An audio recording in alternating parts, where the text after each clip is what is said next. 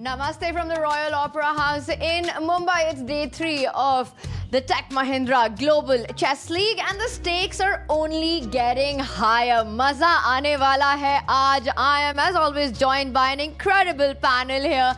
Grandmaster Sahaj Grover, International Master Sagar Shah. We've had fantastic 2 days of chess.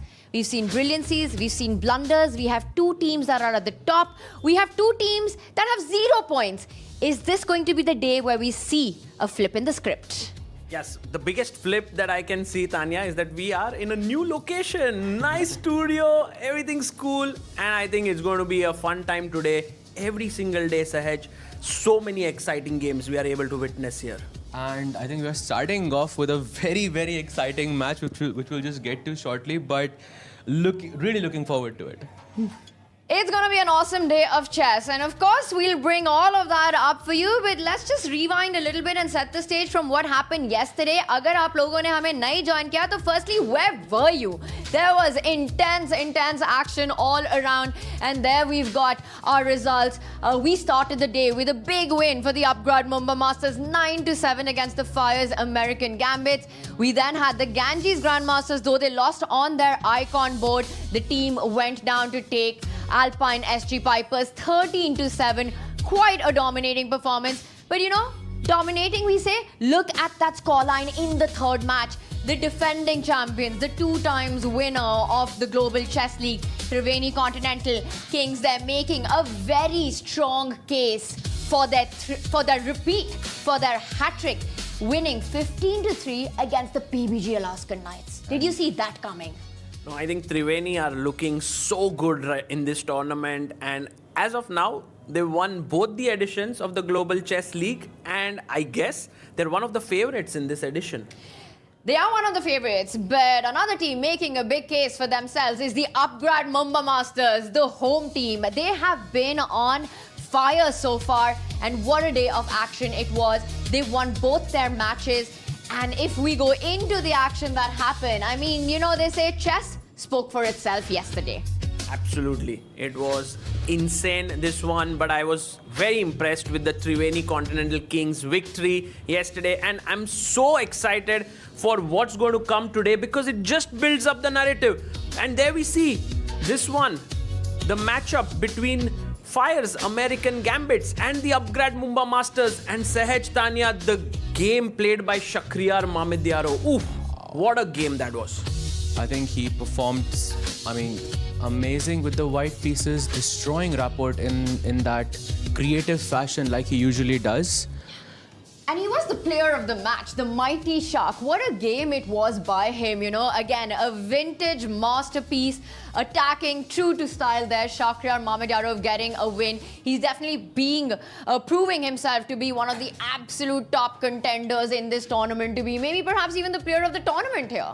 Yeah, as of now, he's looking great. And I think the Upgrad Mumba Masters are making sure that all of their players are in good form here, and I think that's super critical when you're playing a team tournament. Each and every player has to fire one weak link, and you will see that they're repeatedly losing, and that leads to a bad performance. And what was also very fascinating in that matchup was that though on the icon board, the Upgrad Mumba Masters lost, Hikaru Nakamura getting the win for the Fyers American Gambit against Maxime vachier-lagrave, but it was not enough. It was on the other boards that the Upgrad Mumba Masters scoring massive victories in dominating style, but it wasn't just that. It was the same storyline for the Ganges Grandmasters against the Alpine SG Pipers.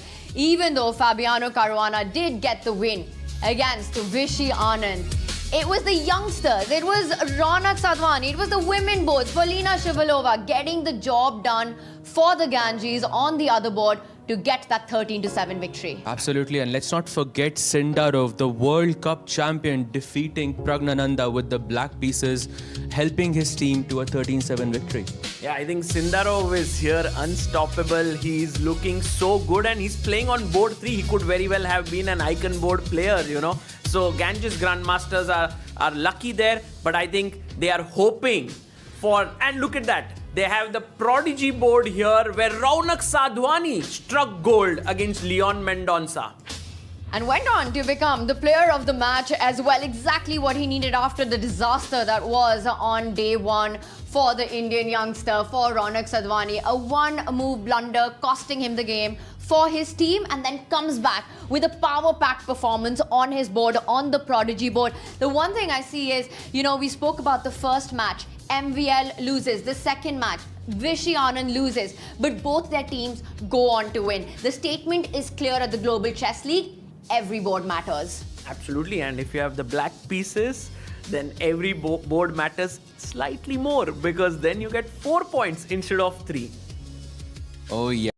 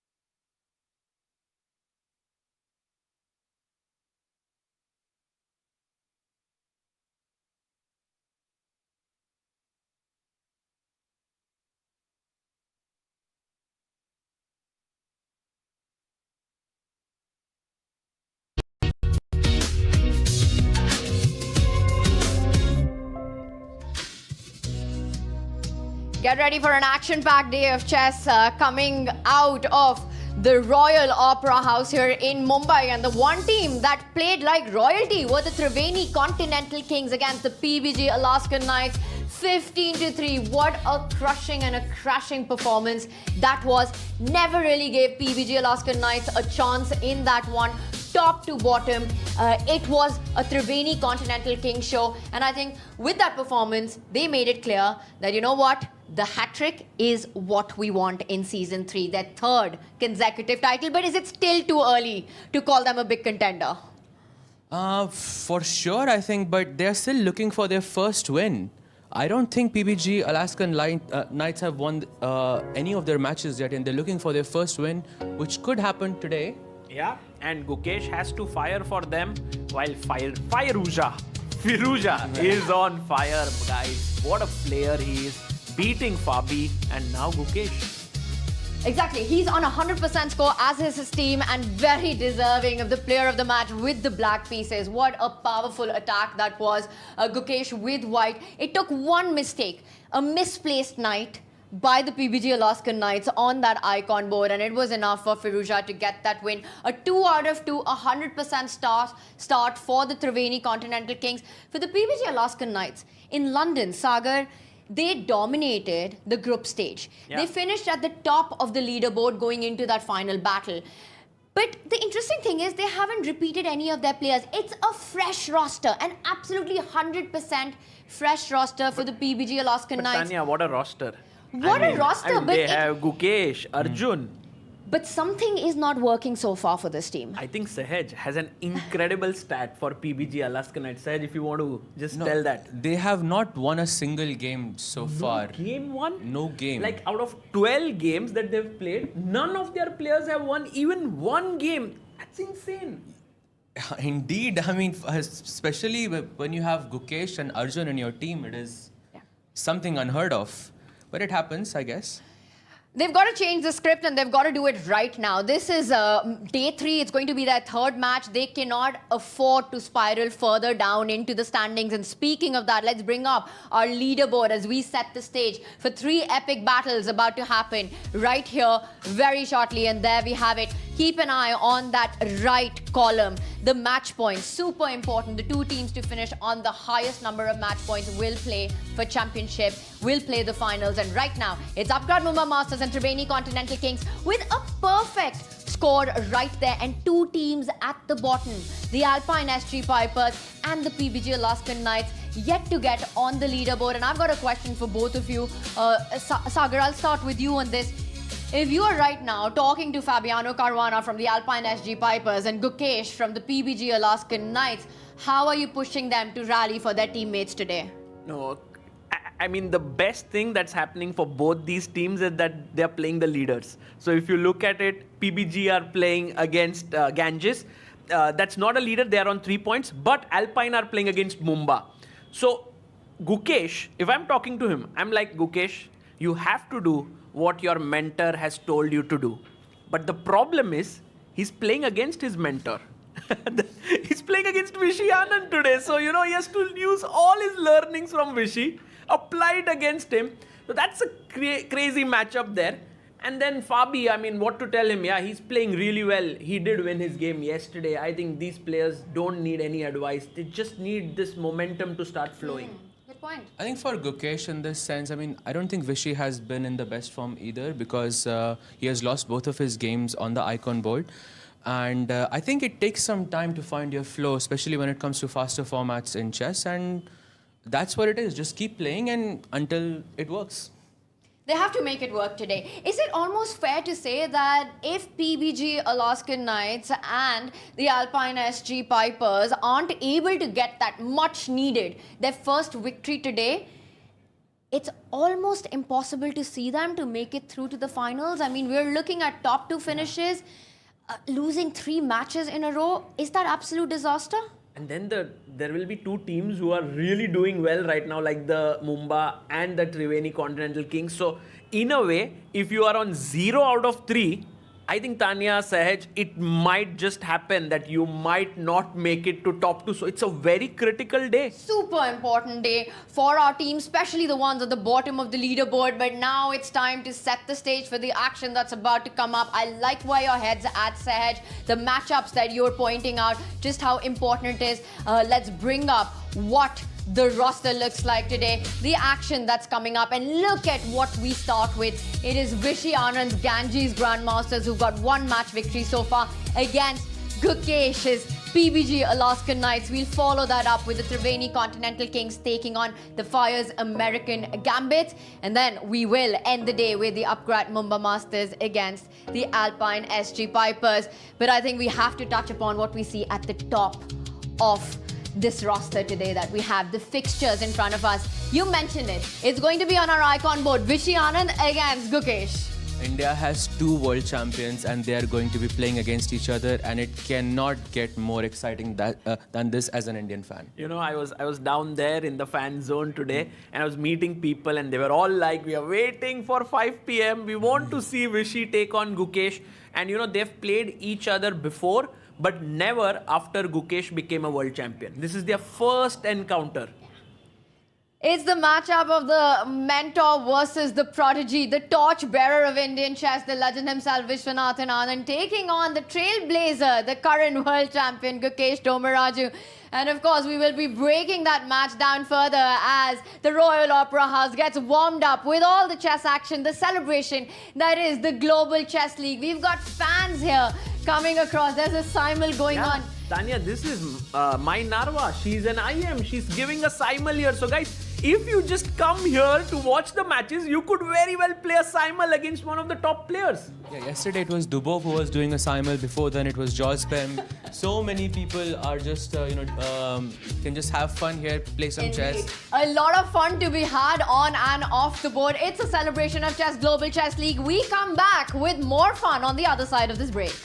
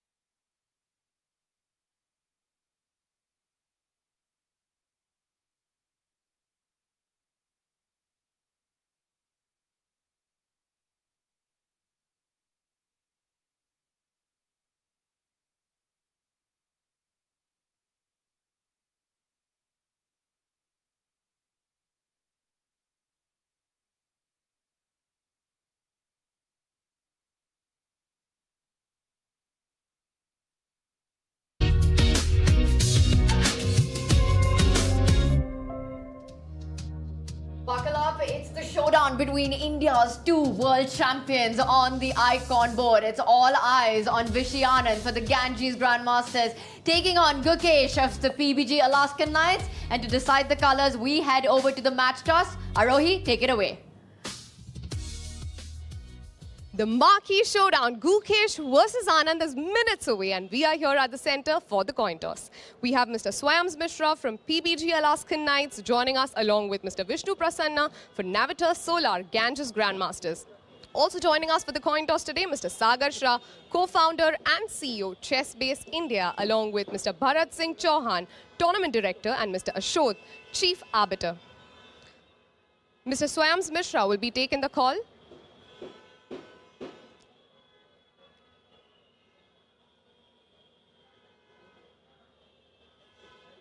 Heads is the call. Heads. Heads. PB Alaskan Knights wins the toss. Decided to play. Decided to play black. Thank you. Won the toss, pick black. Why? I think it's a team strategy, and definitely I think black pieces gives more comfortable and easy for the players. So two of India's world champions play each other for the first time ever. Have you made some special preps for that?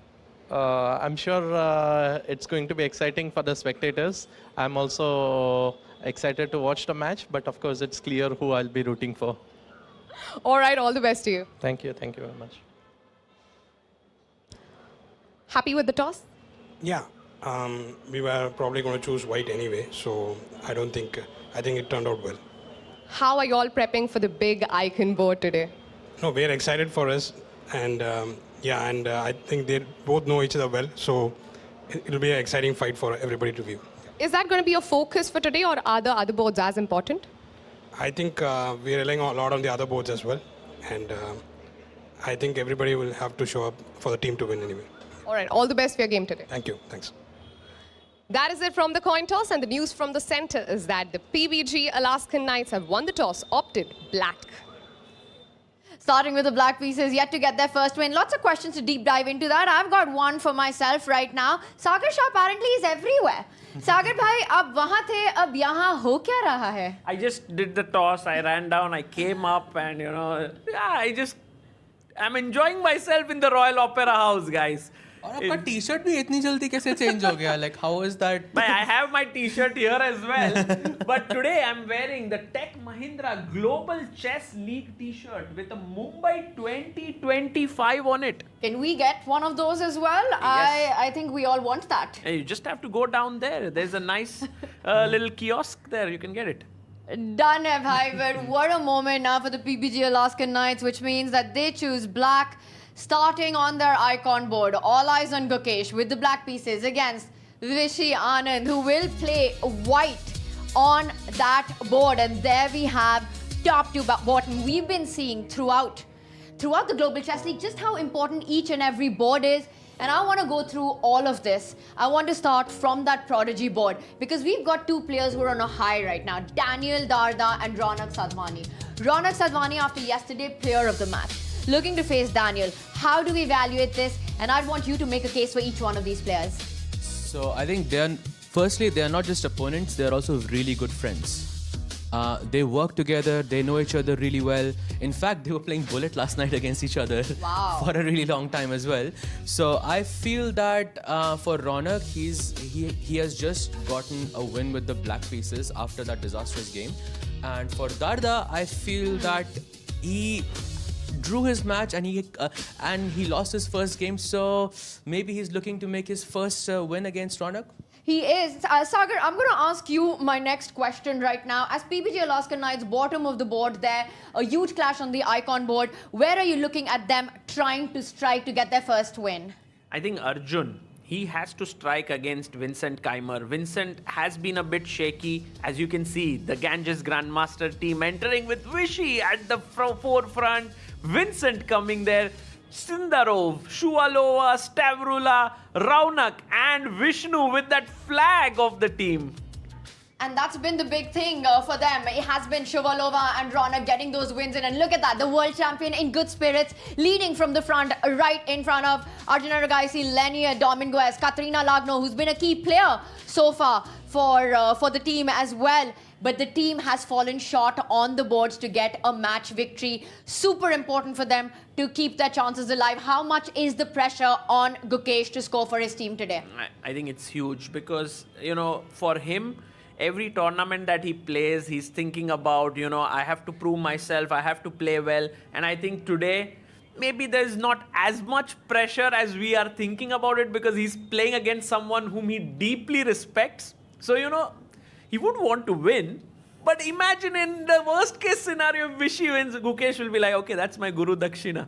That's an amazing way to put it. And it's very soon we will have the first moves on that iconic matchup. But before that, just really quickly, Ganges Grandmasters versus the PBG Alaskan Knights. I'm starting with you. Who takes the win? Who is getting this match victory, Sahaj? For me, it's Ganges Grandmasters. So you think Vishy's team gets it done?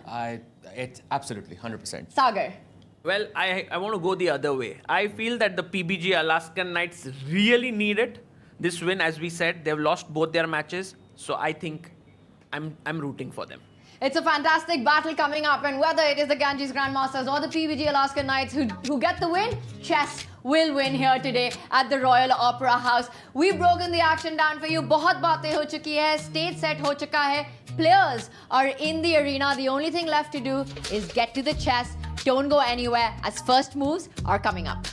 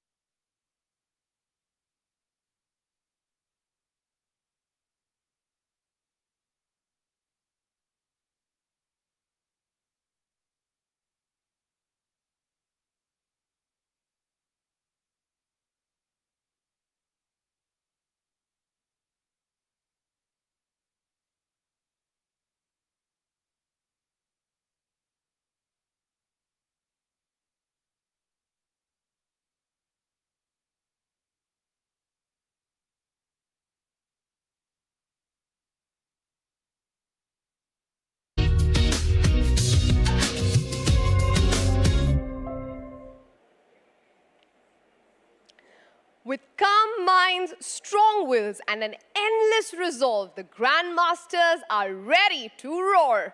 Please give it up for our first team, the Navita Solar Ganges Grandmasters.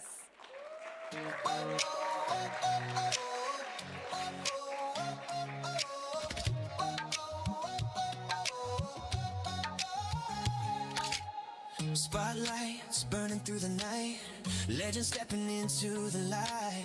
Crowds roar like a rising tide, biggest stars standing side by side. Cameras The players to my right, five-time world champion Vishwanathan Anand,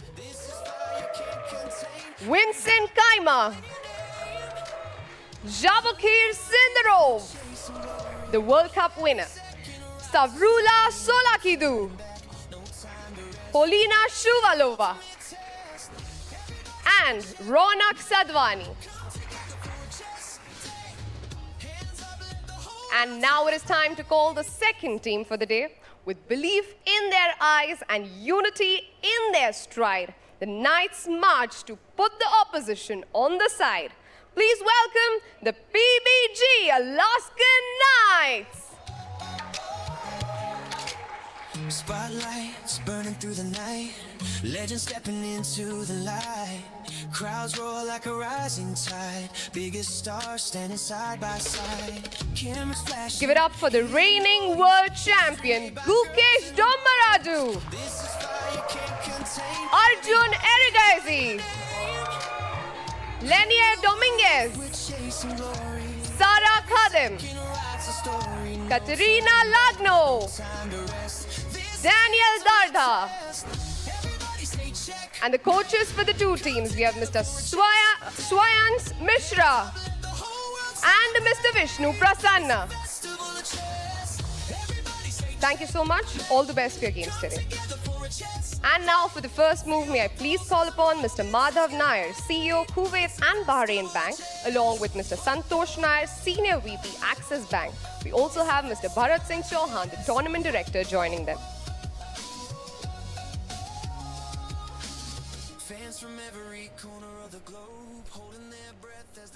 And guys, what a interesting matchup we have on our hands there. On the top board, the two world champions of Indian chess, Vishy Anand and Gukesh, take fort. As joining me here is Grandmaster Sahaj Grover. Hello Sahaj bhai. Why, super excited for this match. India has two world champions and they're playing against each other today. This is such a treat to watch for me. Yes, I'm actually thrilled about it. But first, guys, we will be starting off with the female superstar boards because it's a staggered start.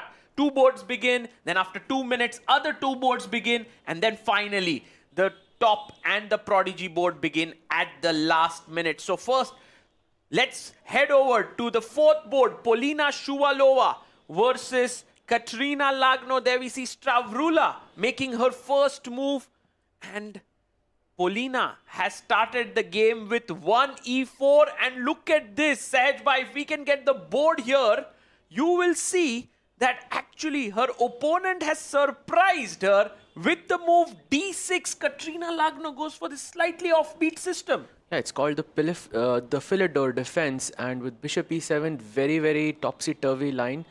If you want to play for a win as black, this is amazing. Yeah. Because you can create a lot of complications, c6, b5 करके, and white can sort of have some problems there. ऐसा देख के लग रहा है अभी कि white के पास थोड़ा center है. It looks quite nice, but it can get very complicated very quickly.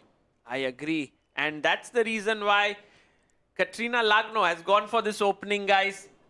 You know, they both are from the same country. They must know each other. One is young, the other is experienced, and a black win is 4 points. Let's quickly check what's happening with Stavrula Solakidu and Sara Khadim. Sara Khadim did have a problem in this line itself, right? Sahaj bhai, she had lost her game, but now she must have come well prepared. Absolutely. She lost her match against Theodora, I believe, Inyats in the first round, but she has done something different. She's played b6 a bit earlier. Abhi knight e5 करके एक threat आ सकता है, but the problem is I can just capture that knight back on e5 and your queen is attacked. And this you can't take, right? And so this is very interesting where we are. Very quickly, we have next two games that have begun. Vincent Keimer versus Arjun Erigaisi. If we can go to board number 2 there. There we have it. This one has started off with Vincent playing a calm opening with knight f3 and b3. And we're seeing now some kind of an English. Yes, some nice transposition there. And Sagar bhai, Oh, I think we are going to the top board. Let's head over there. Vishy Anand opens the game with pawn to e4.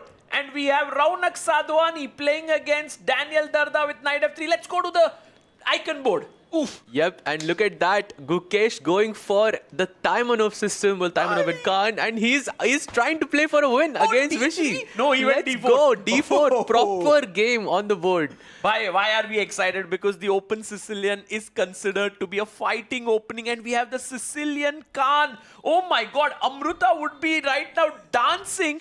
This is her favorite opening. She's played it all her life with black, and Gukesh has chosen exactly that. Wow, very symbolic there, and he goes bishop b4, pinning that knight. Bhai, kya ho raha hai? Bhai, do you know what's happening? This same opening was played by Vishy Anand with black pieces, and white was Magnus Carlsen in their World Championship match in 2014. Wow. And right now, Gukesh is playing with black, and Vishy says, okay, I'll play like Magnus. Queen Wow. d3. I'm pretty sure this was played in that match. Wow, and what happened? And what was the result of that Well, game? Magnus had won, but it was this epic blunder. Do you remember knight takes e5, which Vishy had missed in that match? This was the game. Oh, I see. I didn't remember the opening, but wow, what a choice by both of these players. Super exciting, dynamic chess. किसी को draw नहीं करना है आज. And we love it. सबको आज fight कर रहा है. Especially Gukesh wants to fight. Look at that. He's looking to his left. And we remember that when someone looks on their left, they're trying to recollect their opening line.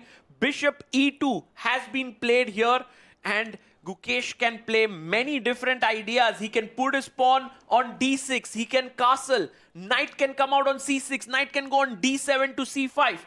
If people are wondering why Gukesh is thinking here, that's because Bishop e2 is the second most popular variation in this position. a3 is probably what he had prepared, जो Vishy sir ने खेला ही नहीं है. And he goes knight c6, the best move. Knight c6, he's challenging the knight in the center of the board. Whether Vishy will take that or not is the question.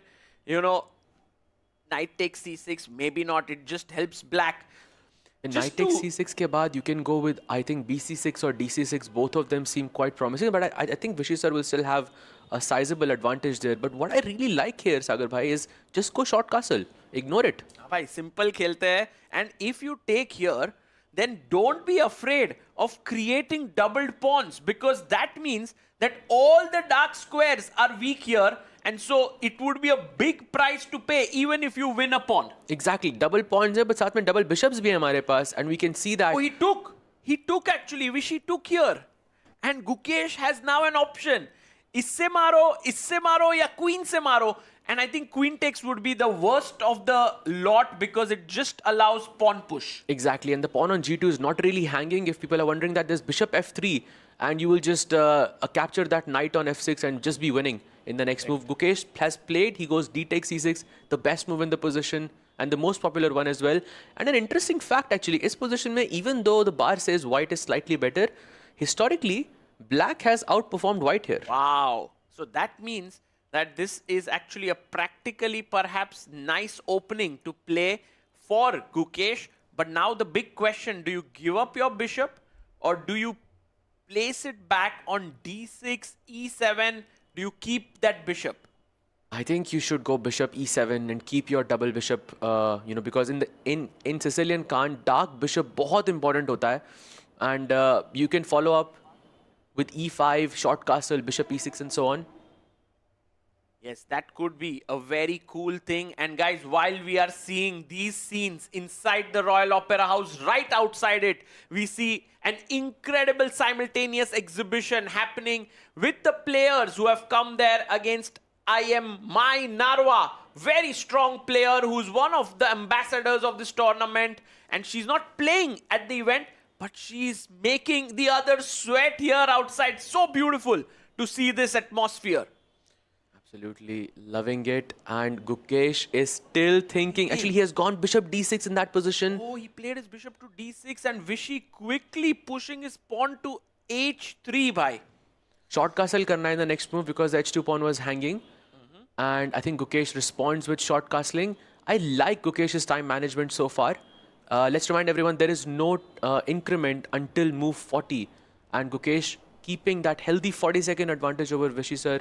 I think it's quite good. And now, Sahaj bhai, black can put the rook on d8. And guys, if you are not careful and you play bishop e3, a quick question to the chat. What move do you play here? Black to play. It's a very strong move.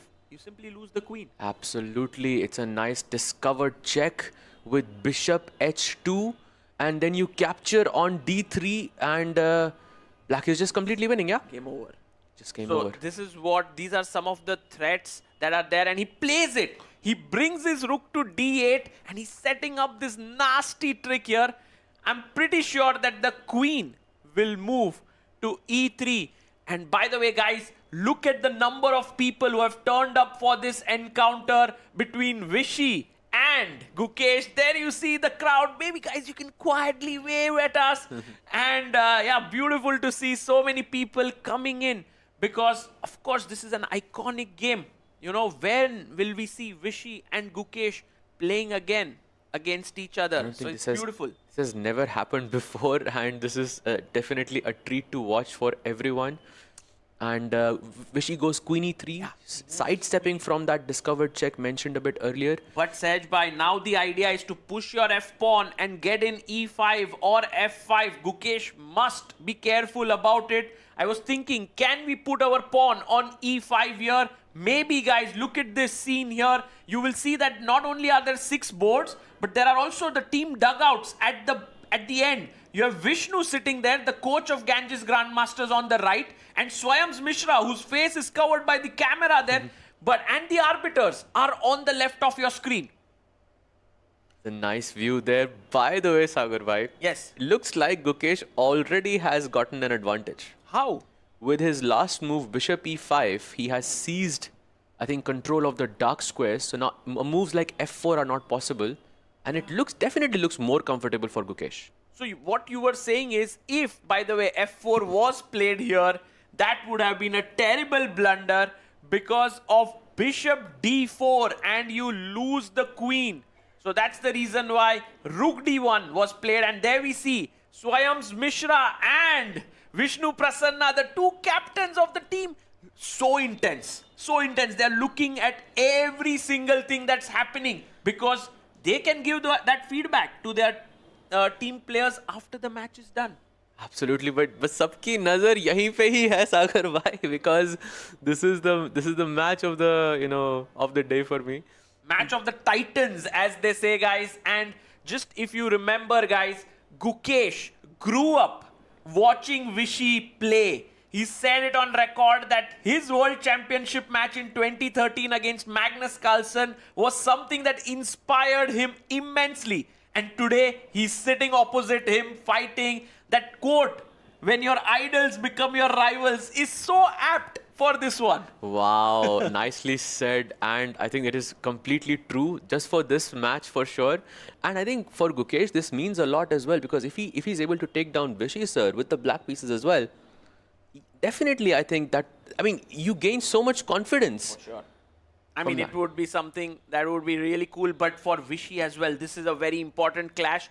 By the way, while we've been looking at this game really in depth for the last few minutes, we have to remind all our viewers that this is a team event and there are 6 boards. And Sahaj bhai, I want to take our attention to the board number 2 between Vincent Keimer and Arjun Erigaisi. Your thoughts on this one? Is it looking even? Is Arjun looking very comfortable with the black pieces? I think he is more or less equalized, but I think Vincent also is a very dangerous player and is having a tremendous year. I think he's world number 4 at this point in classical ratings. And such positions, maybe with knight c4 and knight d6 type of ideas, he's going to maintain a healthy double bishop advantage later on. And I feel if I had to choose a color, I would choose Vincent here. You like the white pieces because of this maneuver that you can see. And yeah, maybe the position is close to equal. Let's go to the third one. Javokir Sindarov is playing against Lenier Dominguez. And look at Dominguez's pawns. Oh my God. It's like, you know, you've taken so much space in this position that white's pieces are all cramped up. It's, भाई ये local train जैसा हो गया है मुंबई का white का position. Absolutely. And I mean, white is technically a pawn up, but लग नहीं रहा है ऐसा. Because वो bishop c1 पे, it's just at home, rook on a1 पे नहीं निकल सकता बाहर. Yeah. And white is so cramped up. I mean, I'm sure Sindarov on purpose decided to take a risk in the opening itself because, you know, Lenier is a very solid player. Yes. And also a very experienced player. So this format, I mean, it's Sindarov is having a great run so far since the World Cup. Also, he won his match yesterday with the black pieces. Against Prague. Against Prague also. I mean, But you know what has impressed me is Dominguez's fighting spirit in this tournament. Yesterday with Vidit, he was very close to beating him. He's known for his solid play, but in this event, he's going all out against his opponents. And perhaps he might be the one who can get the full point for his team. Look at this. You put your knight on d5, you get your queen up, you castle, and then you have the e4, f4, all these breaks in the position. Exactly. I mean, आपको e4 f4 खेलने का ज़रूरत ही नहीं है because it's like white के piece अब वहीं रख के बैठ जाओ. What is white going to do? White is the one looking for some breakthrough in the position because you're cramped. Yeah, white is kind of smothered here, but we all know Sindarov. He's very resourceful. He'll come up with something. Meanwhile, guys, huge thing. Vishy Anand seems to have gotten a small edge because you remember we were speaking that Gukesh was slightly better, but what happened? We see here that after rook d1, bishop d1, Gukesh, instead of playing pawn to c5, which I thought was the most natural move here, he went bd7, and suddenly Vishy was like, wait a minute, Gukesh, what are you planning against knight e2? I'm going f4 next.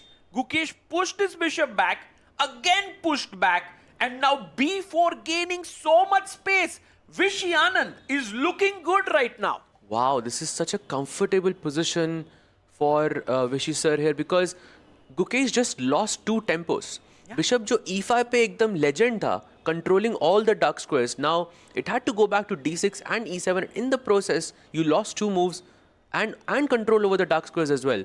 Yeah, can we go full screen on Vishy and Gukesh there and we have that small board because, you know, I'm kind of sensing here, Sahaj Bhai, that Gukesh feels a bit worried. He goes queen e5 next. He's attacking the rook in the corner and also the pawn. So only move for Anand now. I'm pretty sure he'll play it within like few seconds because, and there you are. He goes knight c3. Good move by Anand. It's a serious advantage now for Vishy. Wow. This will be a huge win for Vishy if he gets it. Wow, look at this. And he's getting f4 and e5, like also with another tempo. But कितने tempo आएंगे इस position में? And Gukesh is in serious trouble here.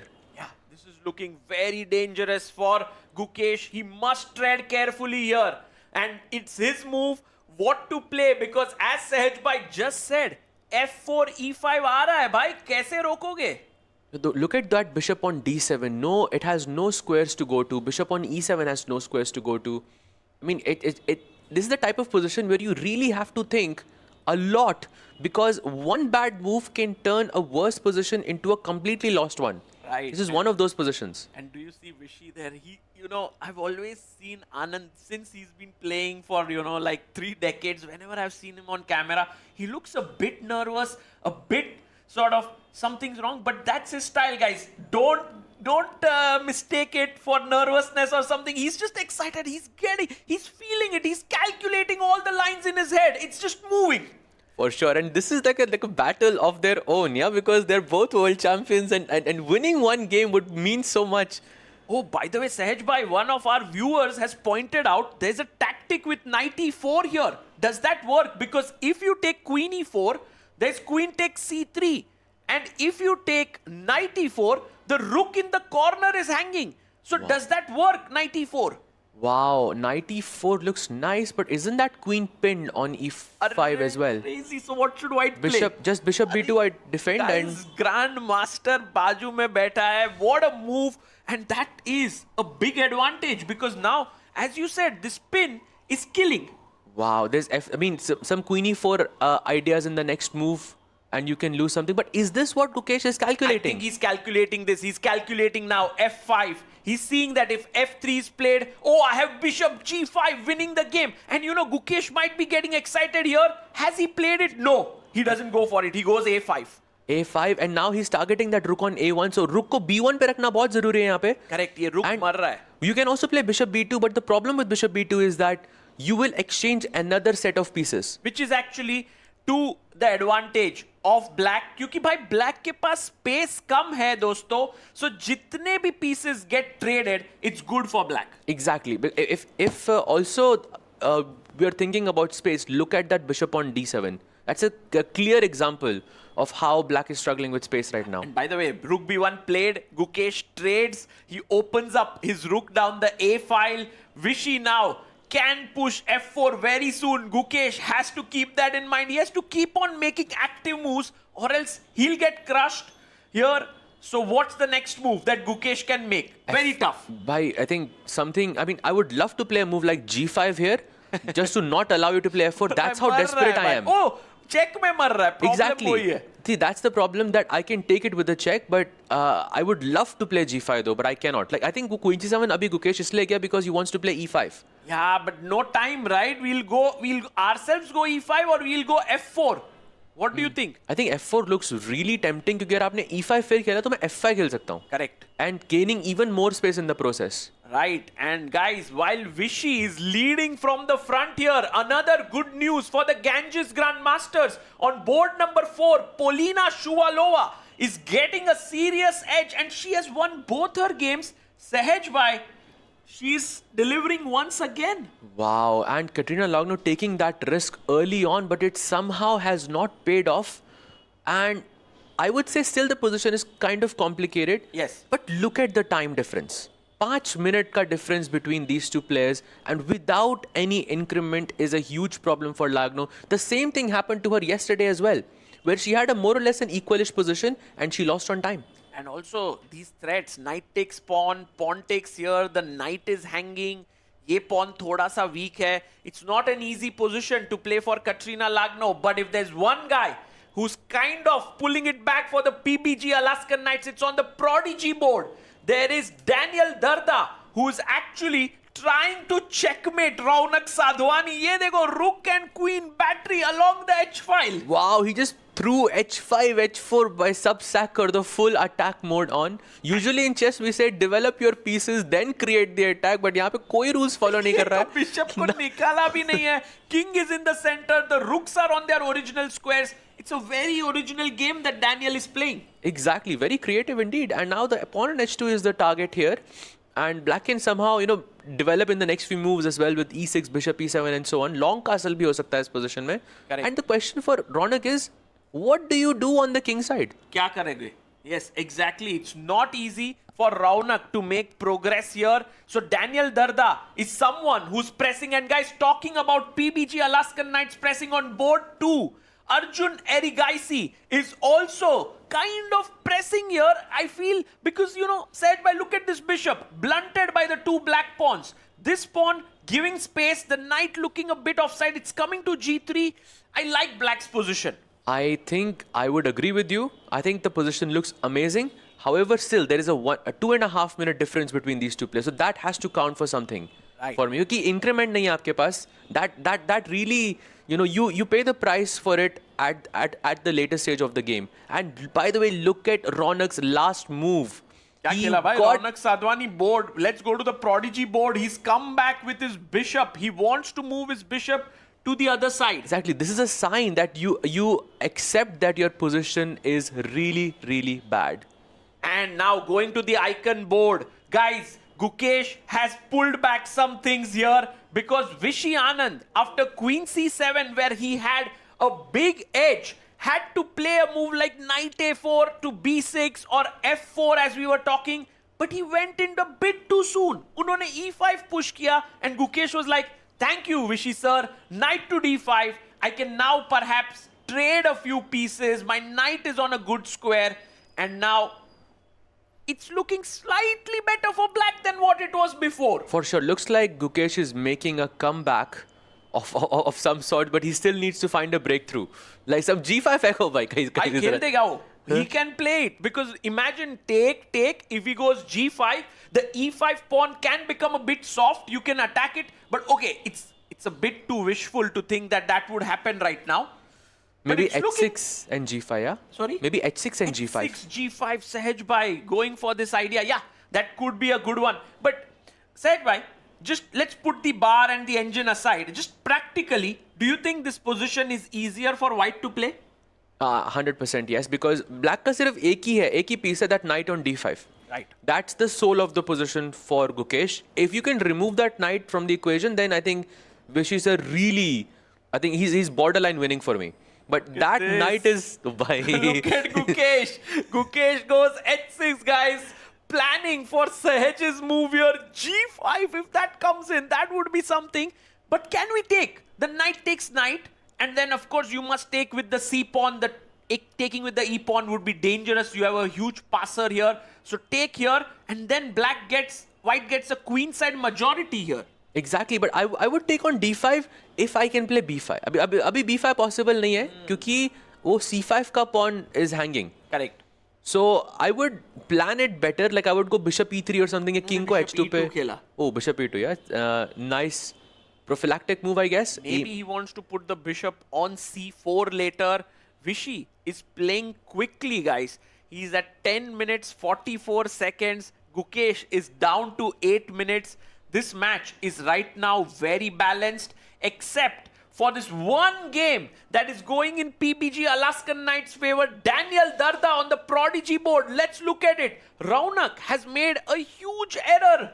Sahaj Bhai, he's played his bishop to D2, but the opponent missed it. There was a huge chance with B5 here, pushing the knight away. I'm pretty sure Raunak wanted to go to A5, but then knight C E5 and the H2 pawn is falling.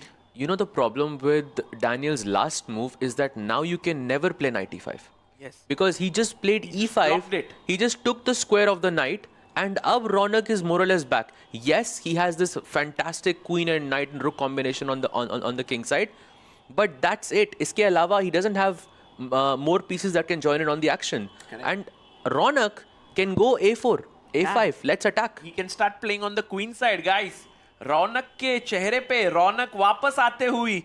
You know, A4, he goes for it. That's a nice move. You know, and Raunak Sadhwani looking good now. You know, yesterday I witnessed about maybe around 20 or 25, maybe even 30 bullet games between these two players. Really? And मैं आपको एक चीज बता सकता हूँ कि Daniel is the faster player. But it's not showing here because Raunak is maintaining that 5-minute lead almost against Daniel Darda, and the position is not really that bad. Oh, he long castles. He long castles here, guys, and Raunak quickly gets his queen to G2. We'll keep an eye here. Let's go to our icon board. Vishy Anand now brings his rook to A1. So he did take here after... Oh, G5 was played by Gukesh. He did play G5. Knight takes knight.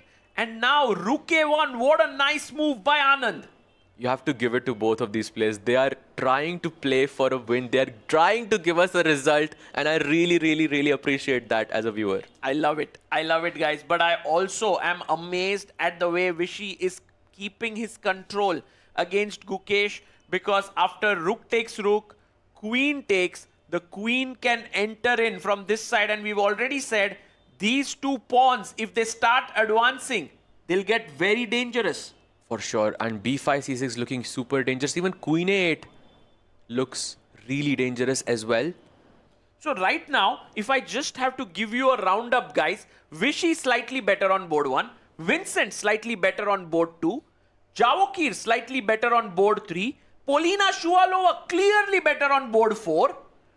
Stavrula slightly better on board 5. What's happening?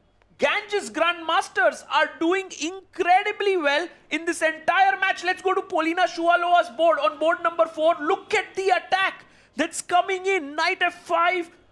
Ooh, Yeah, she cannot capture that knight on f5 because the knight on h5 is hanging. Right. And another thing is, I believe white is a pawn up in this position. Yes, white is a pawn up, but right now attacking the bishop and the knight, but the knight is not hanging. So I can just simply bring my bishop back to f1 and white is better. Exactly, just bring it back and... Okay, you have, I wouldn't say it has completely stabilized yet, still a bit complicated, but look at that time difference. 5.5 minutes, Sagar bhai, that is so much time. And look at Polina Shuvalova's body language. She looks calm, cool. She gets her bottle of water. She's like, okay, I'm going to beat you, Katrina, here. For sure. And this is great news. I think PBG Alaskan Knights really need to get their act together on one of the boards because they are right now not doing well on any of them. Going back to the icon board, Gukesh moves his king upwards to g7. And here, maybe you trade as white. Oh, Vishy also moves his king up. So very prophylactic fight going on. No, I have to say that if, this goes in Gukesh's favor, something horribly has gone wrong in Vishy's position because you have, all the space you want. You have more time on the clock. I mean, it's such a comfortable advantage for Vishy. But So you're still, saying, let's say 60% chances of Vishy winning this, yeah? at least, I would say. I mean, I would say like maybe 5% chances of a loss. Right. So something like that. Would you agree with that? Yeah, I or- think it's correct. I think Gukesh has to play out of his skin right now to get a draw here, not a win. Win is a far-fetched thing right now. He's just brought his queen back to c3 and slowly, I think Sehajbhai, this is coming. b5, he's just handling everything calmly. And let's say, for example, you make a waiting move, king g8. I simply take now, and b5. This is what he's planning, I feel. Wow, and then you can also throw c6 and b6 later on in the game. And meanwhile, Gukesh is still looking for that counterplay that doesn't exist. Yeah. At least not right now. No, it's a tough position for Gukesh, and Gukesh always loves to do something, in the position. But when you don't get to do something, what do? You have to wait. And I think Vishy has played a great game here. He is better. I'm very excited for the finish of this game. And meanwhile, guys, a huge moment in board number 5. Stavrola Solakidu is winning totally. She's 2 pawns up right now. And I mean, she's 1 pawn up. But look at these 2 passers here. They are too strong. They're connected pass pawns. Okay, Sara does have a rook on the 7th rank, but the 2 passes are just going to be very dangerous later on in the game. Yeah. So she should be able to win this game. I mean, Stavrola should convert this. Right now, everything that can go wrong for the PBG Alaskan Knights is going. Let's go to the icon board once again. Gukesh down to 3 minutes, 40 seconds. We're trying to keep an eye on this game because it's an iconic game on the icon board. Queen d8. Absolutely, and they have played 32 moves so far. So a draw offer can be made. But I don't think Vishy sir is going to accept that draw offer. But within 7 moves, Gukesh is going to get that 2-second increment, which is going to be needed in order to defend this. I would say a very complicated position for Gukesh. He goes queen d8. I think he's just waiting. Yeah, he just goes queen b8 and queen d8. He's not sure how to continue the position forward. He's waiting there, and guys, the tension is growing in this playing hall. All 6 boards are continuing, and on the last board, we have a result right now. Raunak Sadhwani and Daniel Darda have drawn their game. A big result for the Ganges Grandmasters there because Raunak was worse.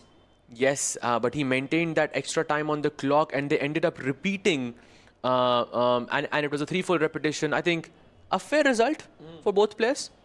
True, and they're talking there, they're discussing, and I think clearly Daniel Darda has missed an opportunity. Meanwhile, guys, some things looking up. Let's go to the icon board between Vishy and Gukesh. F takes G5 played here, but just as I was saying, some of the advantages like Stavrola totally winning is no longer winning totally. It's come back to equality against Sara Khadem on board 5. So maybe the PBG Alaskan Knights have something going their way. Look at this. She's still a pawn down, but somehow the rooks are active. Maybe the knight can at some point want to jump into these weakened light squares. I don't know. If I can get that knight to f3, I'm choosing black. I'm definitely choosing black, but getting that knight to e5 is going to be a challenge here for Sara Khadim. Meanwhile, for Stavrula, I think she has to try and find a way to push those pawns on the queen side. Neither of those is an easy task here. I agree. And by the way, guys, Javokir Sindarov on board 3 is winning here, is clearly better against Lenier Dominguez. This guy, what a fighter he is. He had a worse position. He now is coming with his queen in. Sej by h5 is in the air. I don't think Lenier will be able to hold this. I completely doubt that as well, because he, once again, I think there are two boards. One is the icon board with Vishy and Gukesh, where the difference is 5 minutes, and this is board 3 between Javokir and Lenier, where again the difference is around 5 minutes. That's too much time. It's too much. And let's quickly head to Vishy Anand versus Gukesh. Gukesh avoiding the rook trade. And Vishy's like, thank you so much, Gukesh. I'll just put my rook on the 7th rank, and I'm now crushing this. B7 hanging, guys. +2 advantage for Vishy Anand. Wow, he's objectively winning in this game now. Wow, he's about to win against Gukesh. Look at Vishy. He's like, by the way, look at this move. Bishop A6 is coming here to win the pinned pawn, and the king and the queen are on one line, and this can be very dangerous. Absolutely. And let's remind everyone, we can't play b5 just yet because that bishop is taking on c5. Yes. And that might equalize matters. At least we'll go one step closer to equality. This is what Gukesh is hoping for. Do you think Vishy will play bishop A6? Zarurat hi nahi hai. I think you just... Bhai khelo. Ye dekho, bishop A6. If rook B8, boom, B5. And now because you moved it away, now I'm coming C6. And again, both of those bishops on E7 and E8 just are not active at all. They're looking for some counterplay, but they're completely restricted. This is complete domination by Vishy sir here. Yeah, Vishy Anand looking really, really good here. But he has 6 minutes, 30 seconds to figure out a way to kind of get in. Because, you know, getting a winning position is great, but you have to convert it. And I'm pretty sure Vishy would do it. It's just that sometimes you get a bit of nerves here. You haven't played well in your first 2 games. A win has not been scored here. But if Vishy gets this win, I can assure you guys from tomorrow, he'll just get into this form, crazy form in this tournament. I think he's already showing some crazy form to me. And Oh, especially he plays it! Wow. Bishop A6 on the board. And let's have a look at the crowd in the hall. Maybe they are all amazed with this move. Bishop A6, and Vishy Anand is very, very close to beating Domaraju Gukesh here. Wow, and now b5 and c6 incoming in the next move. This is looking really bad for Gukesh. He also has a minute and 40 seconds on the clock with no increment as of yet. This is really bad. Because until move 40, we have no increment. They are on move 36. True.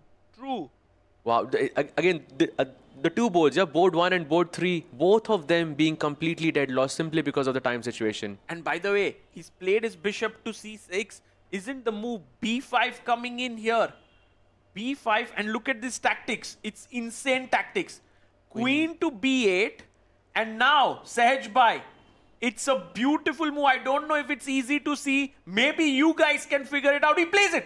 And Queen B8 is on the board. This is on the board. Can you find now? Not B6, yeah? Not B6 or no, something. Not B6. No, B6. That's a beautiful move here. If Vishy finds it. Oh, it's bishop takes B7. Oh, he takes it. Wow. Vishy OP, guys. What a move. What a move. Vishy Anand, the legend here, showing his class. If Queen takes rook, the problem is I take your rook. And if you take bishop takes B7, I go c6, and look at this sneaky bishop defending the rook. Wow, and you're just getting the bishop back because that bishop is pinned. Exactly. If you move the bishop, e7 ka bishop mar jayega. Bhai, ye mar raha hai. It's so beautifully done. Anand has calculated it thoroughly here, and it feels like the Madras Tiger is back on the prowl. Wow, I finished it off in style. Yeah, bishop, rook, sab mar raha hai. But it is completely lost, and he makes a move. He goes rook c7. He plays rook c7, and why we stay on this game, but I want to give you a huge update that Katrina Lagno is now winning for the PBG Alaskan Knights. So something to cheer about there for the PBG Alaskan Knights. But let's stick here. Let's stick on the Vishy game. Vishy versus Gukesh. He takes on c6. Bishop takes c6 taken. But that's Rook just a takes. piece, yeah? Just b6 and you just move the bishop and you just push all the pawns. Push, Bishop push, d7. push. भाई ये देखो ये कितना सुंदर है. You can play bd7. He plays it. I was thinking he might even sacrifice that bishop. Wow. Wow, is that even working? That's yes, working, it yeah? was Wow. working. And now Crazy. c6, c7 coming. I won't be surprised. Yeah, to quit. And he was just checking if 40 moves have been done or not, and they have been done. So Gukesh gets 2-second increment. But guys, it's not going to matter. His position is lost right now.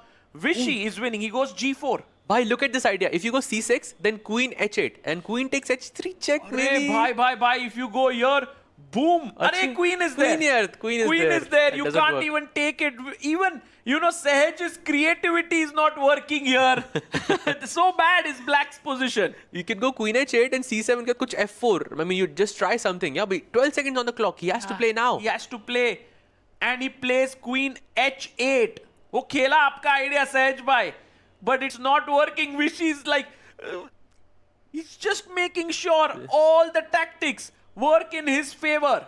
Absolutely. He has to go c7. I think c7 and just promote another queen, and he pushes the pawn one C7. step away from making 2 queens on the board. By the way, while Vishy is totally winning, no, please stay on Vishy. C7. Right now, this is key moment. And he takes the queen. Gukesh looks at the other side. Look at this. This is hanging. I think Vishy is going to make a queen here. Now queen takes a3. Just sack the queen and promote a new queen. Yeah, that's it. Ooh, there are 2 queens on the board. Queen Wow. h4 final track. Queen Bhai, h4. maar do, rukko maar do. That is so creative. Take it. Though queen board pe, but Gukesh still going for that, last minute tricks. Such a creative move, queen Vishy h4. there. He's like calculating it through and through. He's like, I don't want to take any chances here. I think Vishy is going to do this. I hope kya hai, because if I just go bishop e6, what's happening? Like you give a check. Yes, he did it. He did it. Yeah? Why he did it, and Gukesh resigns. Vishy Anand, the legend, the 5-time world champion, beats the current reigning world champion. And what I loved is the smile on Gukesh's face, that respect he had for Vishy in spite of losing. What a moment. Of course. Iconic moment in chess, Sahaj bhai. Maza hi aa gaya, bhai. Maza hi aa gaya. And Vishy sir, OP, and of course, hard work for Gukesh, but what a game it was. Beautiful game, and let's go to the remaining game. Let's go to board number 4. Polina Shuvalova against Katrina Lagno here. Once again, Polina has gotten the edge. She's a piece up. She's winning. And guys, while lot has happened in this match, I can tell you the Ganges Grandmasters are clinching this one because Vishy won, Javokir Sindarov won, and Polina is winning. So they will have 3 wins. Meanwhile, yes, Sara Khadem is beating Stavrula, but that's the only win for the PBG Alaskan Knights. Looks like Sara is not winning anymore, by the way, in that game either. So it looks really bad for the Alaskan Knights. They're still looking for their first win. It has not happened yet. Oh, yes. I guess Sara Khadem would get at least that 1 win in.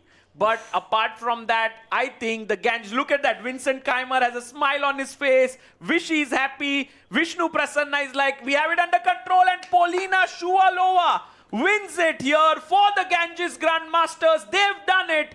Vishy win, Sindarov win, Shuvalova win, Raunak draw, 10 points in the bag. Vincent drew 11 points. And so it's 11-2 right now. Let's go to the last board here. And can Sara Khadem get PBG Alaskan Knights their 1 win in this tournament? No, Sahaj bhai. I mean, this can be anyone's game because they're both playing on seconds. Both have that 2-second increment now. And for the PBG Alaskan Knights, it's really important to win 1 game because they have not won a single game so far. But it's not happening. It's definitely not happening, and she could even lose this with that A passer. Wow, but they are repeating. No, I think Sara should play for a win, yeah? Because, not much to lose here. I think the match is already lost for them. Yeah, she should play for a win, and the smile on Vishy's face there, he knows that the Ganges have won. And you know, said by yesterday they won, today they won. And look at PBG Alaskan Knights there. Dominguez, Gukesh, they are worried right now. What's happening to them is the question. Why are they not able to fire with such a powerful team? Absolutely. Yesterday, they scored 3 points and suffering White is 4 better. losses. White is better. Stavrula is now pressing here with her outside passer. This is all nearly impossible to win as black. This could very well be lost. You were set right. by- You are absolutely right. I think White can play for a win here. White is Huge. playing for a win here. White is playing, guys. And That's three. Stavrula can make this a whitewash. If she wins here, it would be 14 points for the team of Ganges Grandmasters. Absolutely.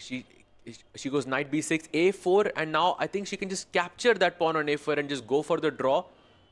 Wait. This might be lost for Sara now because that's in the corner.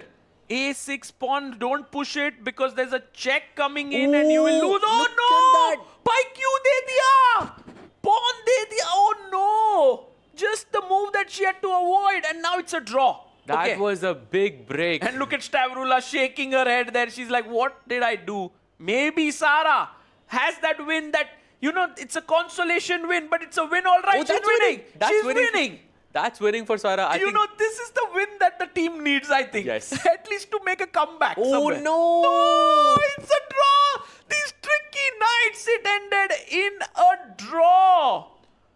A draw here, guys. I can't believe neither can Gukesh nor Arjun. The score is 12-3. Ganges Grandmasters have crushed it. 3 wins, 3 draws. Sedged by the elusive win for PBG Alaskan Knights. Not a match win, guys. The game victory is still not coming in. Wow, and Sara was so close to it because her opponent gave her that gift with that king and pawn fork, and that's it. And she returned the favor. Yeah. in the last moments. And look they're at still- Stavrula smiling there.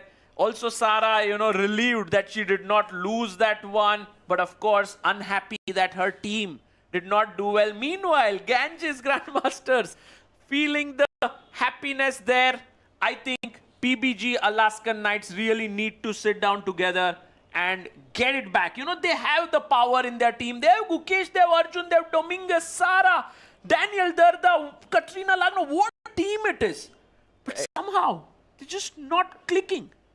Absolutely, it's very surprising to me that this team is not clicking because it's such a power-packed team.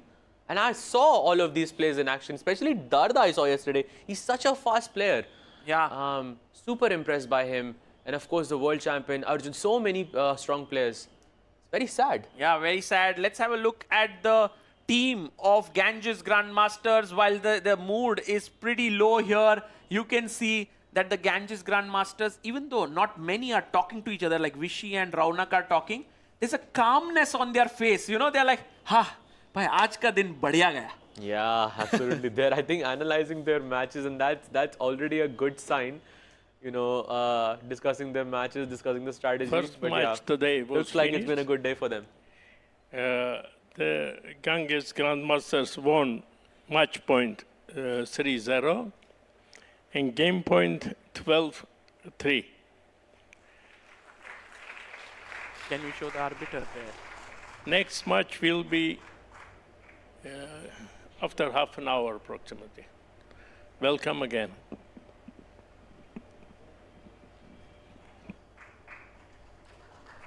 And today we don't have the handshakes, yeah? I think that's not happening, or it's happening. The players are coming to the forefront. That ritual is going to continue here, guys, as the teams make their way to the center stage. I like this finish. You know, it's like the end of the match. You kind of get a closure here. You can see the team that's lost is generally very, very poignant there, while the team that's winning have smiles on their face. The PBG Alaskan Knights lost Okay, here like 12-3. good tradition here in our event, Super sad. We have but procedure. still looking for their first win. Hand but shaking. what a match. Please. For the Ganges Grandmaster here. 3 And wins. the handshakes. Hi. Yeah. Do you think, Raunak, that this could very well signal the end of the road for PBG Alaskan Knights? I think it's too soon. if they win all 7 matches, they will be back out of the remaining, 7 of them. but it's not easy. Finding that drive, that motivation, that rhythm, for all 6 players might be a bit challenging for them. For sure. And who should be the man of the match today, guys? There's no doubt. Give it to Vishy. The 5-time world champion deserves it. To get that player of the match award, the MVP, he is like evergreen. Can't believe that he just played such an amazing game. Not even a question. What a game by Vishy sir. Destroying. It was a complete destruction for me. It was very convincing, I think. I agree. And as the players move into the dugout there, we are seeing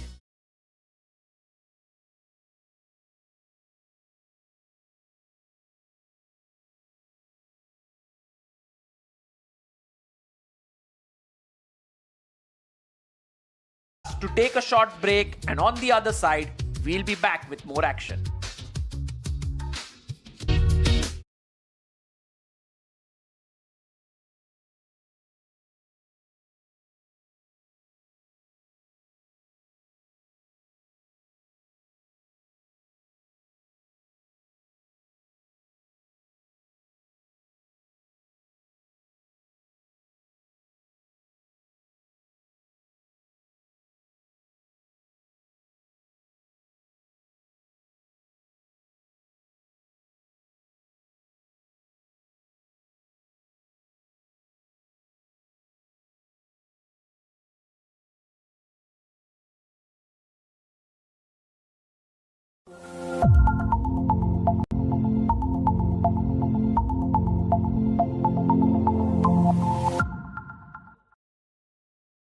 Bharat का अपना solar, Navita solar, India's finest module manufacturer.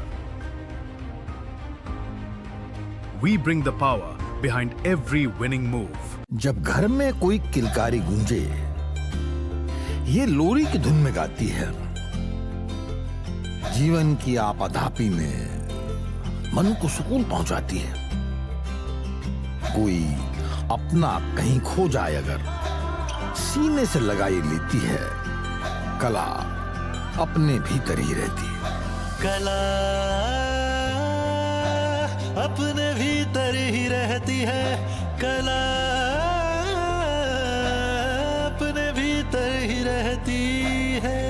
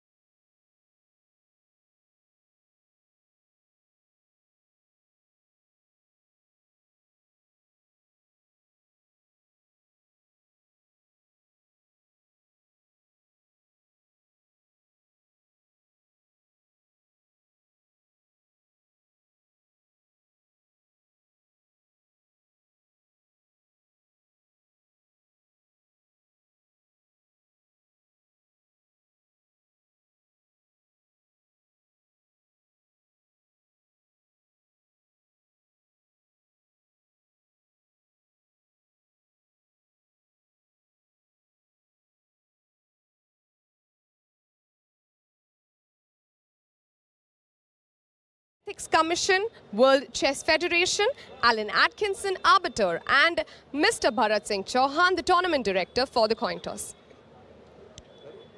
Triveni will be taking the call.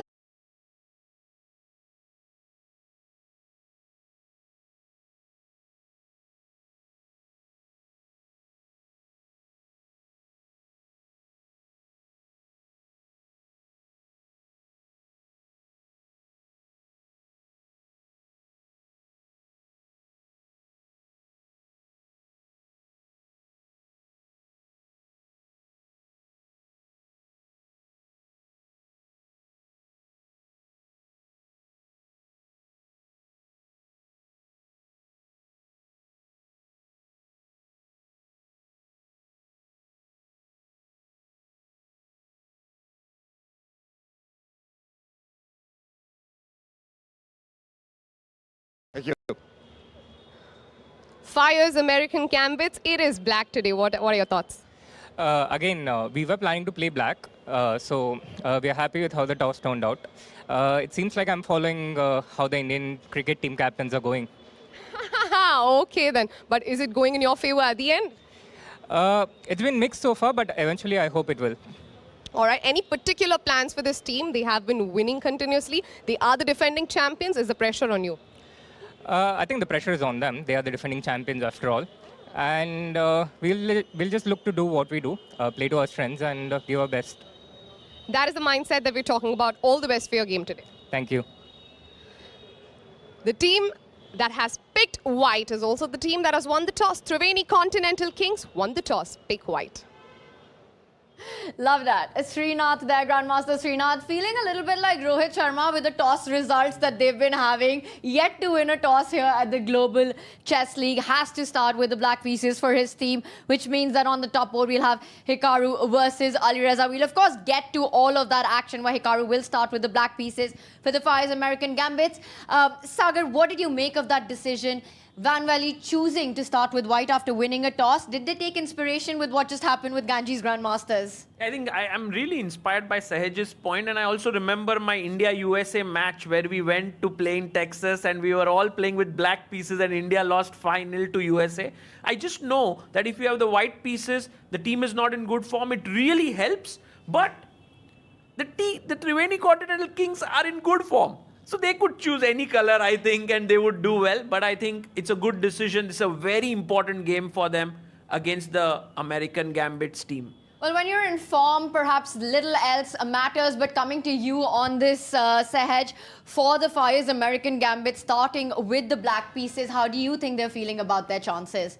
I think it was a very smart decision from the Triveni Continental Kings, because if you choose white, then their opponent have to play for a win with the black pieces, which is a much harder task. And that's where you strike. So I think this is a calculated decision by them, and I think they have a good chance of... they would be my favorites for this match. All right, well, Triveni Continental Kings won the toss. Can they do the same on the board? Can they prove their pick of the white pieces? Let's first head over to see how our leaderboard is as we set up for the second match of the day. We've already had the Ganges Grandmasters victory over the PBG Alaskan Knights, which sees them go up to 6 match points, 29 game points with the power pack performance that they've had in the tournament so far, you know, racking up those points. With their match victories there. Upgrad, Mumba Masters, Triveni Continental Kings, 3 teams at 6 points. Then you've got Fyers American Gambits who will be in action next at 3 match points and still at the bottom of the leaderboard, waiting to climb up. Well, PBG Alaskan Knights, their action is done for the day. Their action might be just done for Season 3 of the Global Chess League. Alpine, SG Pipers as well, they're struggling. We're going to be breaking down all the action that's about to come up with the Triveni Continental Kings taking on the Fyers American Gambit. We head over to a short break, but don't forget, on the other side, it's Firuza versus Hikaru.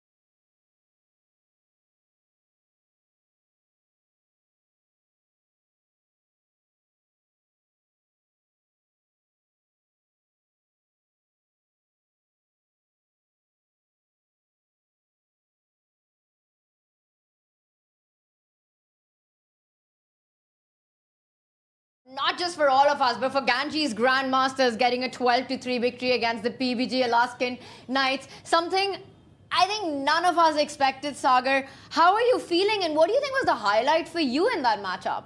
Yeah, definitely Vishy Anand's win against Gukesh was the highlight of the day. What I loved is now the Ganges have reached at the top of the table. They are on 6 points. And if today the Fyers American Gambits also win, then we will have 4 teams at 6 points. That would make the tournament so exciting. And Saj, the fact that Vishy Anand gets his first win and it's against Gukesh.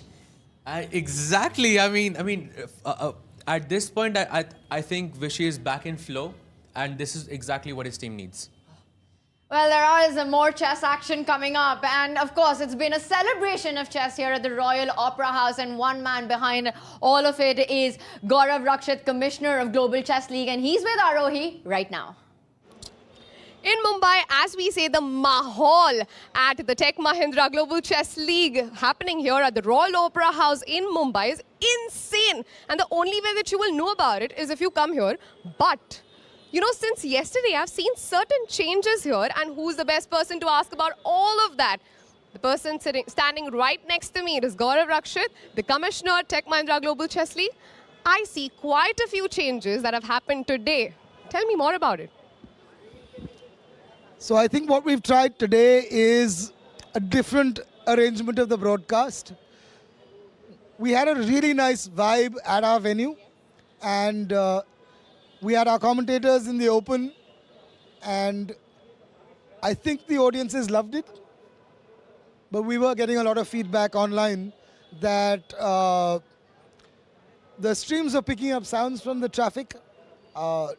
More so actually with people that were using headphones, and it was coming through and it was annoying our audiences.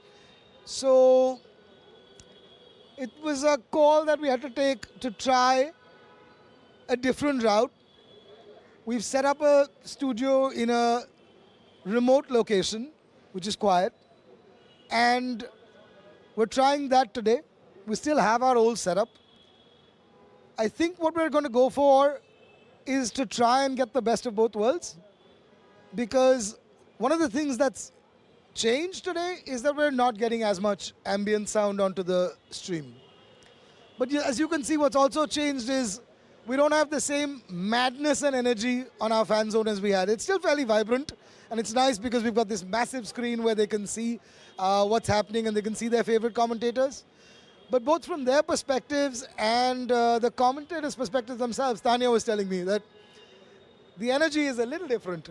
And so what we're going to try and do is we're going to try and now have throwouts down into the fan zone so that while we still have the primary feed from a location which is a little bit better noise contained, we don't lose out on the madness of what's down there. So let's see. That's kind of the evolution. We keep pushing the envelope on what we try. The headphone gambit that we tried is seeming to be working really, really well. People are thrilled to be able to see their favorite commentators both on the screen as well as in their ears. And I've been talking to players in terms of, is it really bothering them? And it's interesting. It hasn't been as much of a problem. So, you know, these fans come here, they want to meet their favorite players, they want to enjoy this entire atmosphere here. How does this change of venue for the broadcast impact the fan zone? Does it become even more vibrant? Do the fans get a chance to interact with the broadcast audience who's watching them live? How does it work? So yeah, that actually opens up a lot more possibilities to us because we do have a lot of people here. And so in that sense, moving out the broadcast studio has actually created a fair bit of space for us. And so we're going to use that where players from the match, the player of the match, we're going to try and bring them into the fan zone a little bit more, which was constrained because of the broadcast setup.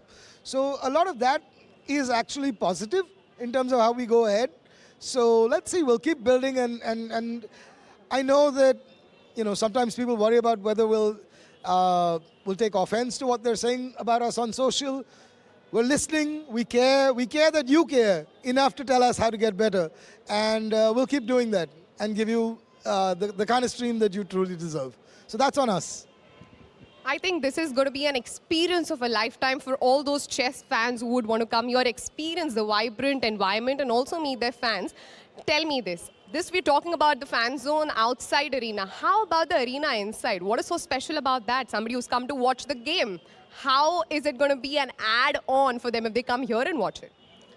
Yeah, I think that's something that's really entertaining. There's small innovations in how the players just come onto the stage, the way they greet the fans. There's a lot to be seen, which is from players' body language, which is not always available on the stream, just because you don't have that lens. So here, inside the field of play, or rather in the auditorium, you get a much better view of both close up, how you would normally see broadcast, and we do have the screens that will focus on that, but you also get to see a lot of ambient movement. You see players in their natural operating style, which you would not normally see on a stream. So I actually had a phenomenal experiences. The only challenge is I only get to spend like 10 minutes in the auditoriums, but it is quite special.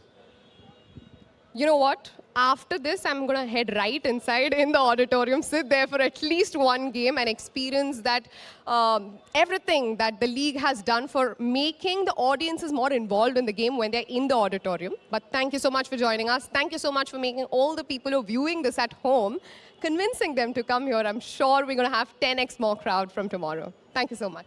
Looking forward to it. Thanks so much. That is it from here. Back to the studio. Thank you, Gaurav. Thank you, Arohi. Full transparency there, complete honesty there by Gaurav about the changes that are constantly happening here, listening to feedback by our community, by our audience, and just how much that means to the Global Chess League to implement them, to give everybody a better experience. And it is a different day today here. You called it out at the start of the show that that's been the big flip in the script. We've moved to another studio. How are you feeling about it and the overall experience, Sahaj and Sagar? Well, I am missing watching people out there, and I can commentate a lot more calmly now, because when you are in the outside, you're kind of trying to pump up the live audience. It feels like you're shouting a bit for the online audience, but it's like very exciting for me when you are in front of people. But here, ekdam calm, acha, maza aa raha hai. It's nice. I prefer the calmer environment in general. So it has its trade-offs. Yeah? I mean, I love seeing the fan zone as well. But here it's calmer, which I absolutely love. For me, the coolest thing at the Royal Opera House is the playing arena itself, where if you come, you get the chance to actually watch the best players of the world in action. 14 of the top 15 are right here in Mumbai, and you get to hear the commentary with headphones. There are big screens that are actually playing the broadcast. An incredibly unique and fun live experience. Speaking about fun, a lot of that is coming up right now, because we've got the Triveni Continental Kings up against Fyers American Gambits, and take a look at that icon board. We started the day with Vishy versus Gukesh. We move on to another banger. It's Alireza versus Hikaru Nakamura. Man, this is such an exciting clash here with Alireza in top shape. Hikaru scoring his first win as a dad yesterday. I can't pick a favorite amongst them. I don't know. Sahaj bhai, do you have a favorite there? Generally speaking, when Firouzja is playing any faster formats, he's the clear favorite for me. But he's playing against Hikaru. I have no clue. I mean, I'm just gonna say Firouzja because he has the white pieces, but no, I mean, there is no clear favorite here for me. Yeah, I think in general, the first board is very even, Tanya. But then there are many more exciting battles up ahead as well. It's Speed Demon versus Speed God on that icon board, which means a lot of fun for us. But I think, Sagar, I like what you're saying right now. Again, the Global Chess League shows us time and time over that it's not just the icon board.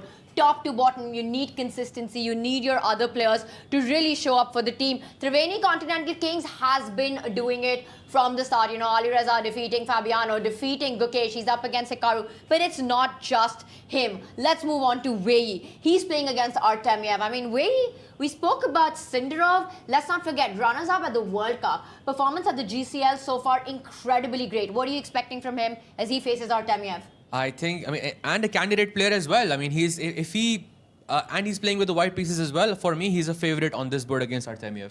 Yeah, very well. You know, he beat Anish Giri here in the first round already. He looks very solid. But on board number 3, it's Vidit Gujarati versus Richard Rapport. And that's a clash of styles, you know. Vidit, extremely solid positional, strategically, extremely sound player, while Richard Rapport is king of chaos.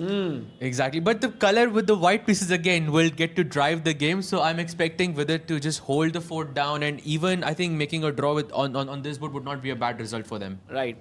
Also going to point out for Triveni Continental Kings, it's Ali Reza Firuza, Vishy and Alexandra Kostanoek who are still in the roster from their previous year, keeping these 3 superstars in the team and a mix-up on the other boards. For the Fyers American Gambits, of course, Hikaru Nakamura does return. He got the win on the Icon board yesterday. Wasn't good enough to get the match victory. What is he hoping from his squad today? Where do they strike? I think very important for Hikaru's team to have Volodar Murzin on the Prodigy board to strike. You know, they really went after him in the draft. They wanted Volodar in the team. After all, he's the current world rapid champion, and to have him on the Prodigy board was like, he'll do it. But he hasn't fired yet. He hasn't fired yet. It's a good time to start because you are from the Fyers American Gambits. And I've got a question for you, Sahaj, right now. If you are in their corner, you know, imagine a boxing match going on and these guys are there, you're in their corner, you need to tell them that these are the boards I want you to fire up on. Where are you looking at? As they are ready to get into the arena, and right there we see the Triveni Continental Kings, who so far have been the kings of the Global Chess League. I love their pink jacket. And I loved how, you know, Marc-Andrea Morizzi high-fived someone there in the crowd. And look at that, look Van Valley. He's like, let's go, boys. Let's go, girls. They are the defending champions for a reason. And to come back to your question, I'm looking at Murzin, I'm looking at Rapport. And I'm saying that's where you strike, because these are the 2 boards where you can create absolute chaos.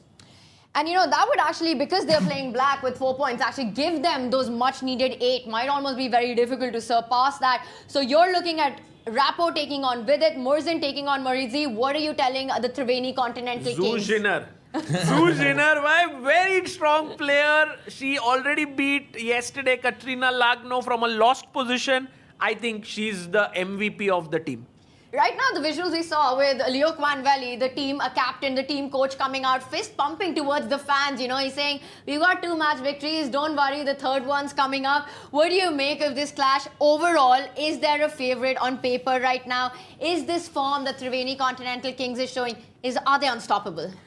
I would definitely say a small favorite here is the Triveni Continental Kings. They have been playing very solidly, but the Fyers American Gambits also have scored a win here in this tournament. It'll be very close.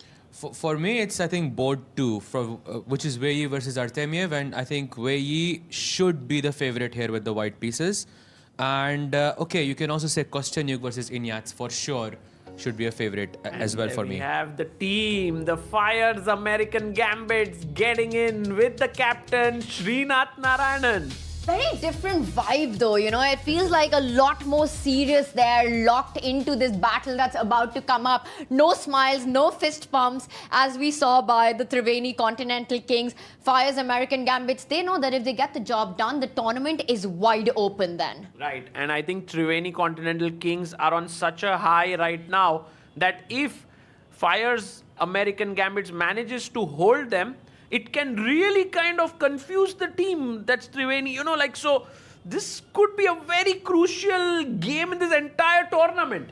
And also, they didn't get to choose black. They are stuck with the black color, which I think might work in the Triveni Continental Kings' favor. What a day it started as, and we've got immense action coming up. It's non-stop here at the Tech Mahindra Global Chess League in just a few. It's going to be the Triveni Continental Kings, the defending champions, taking on Hikaru Nakamura's Fyers American Gambits. And we will catch you on the other side of the break as Arohi will welcome the gladiators into the playing arena.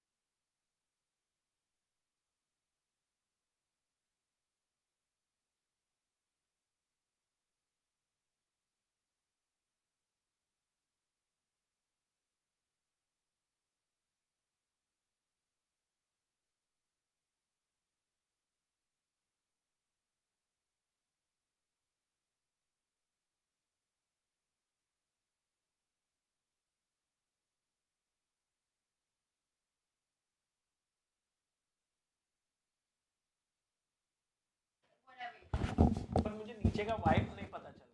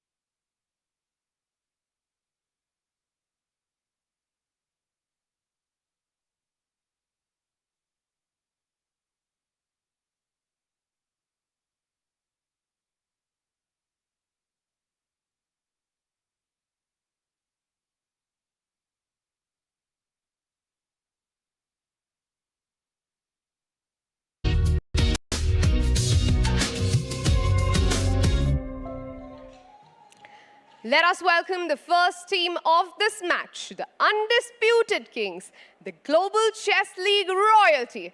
Give it up for Triveni Continental Kings!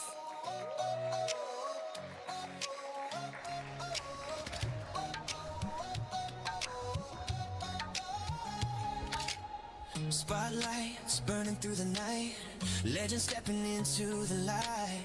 Crowds roar like a rising tide. Biggest stars. Let's welcome the players. Ali Reza Firoja, Wei Yi, Vidit Gujarati, Zujina, Alexandra Kostenyik, Makandria Moridzi, and their coach Luke Van Bailey. And now, forged in fire, fearless in thought. Please give it up for our team number 2, the Fyers American Gambits.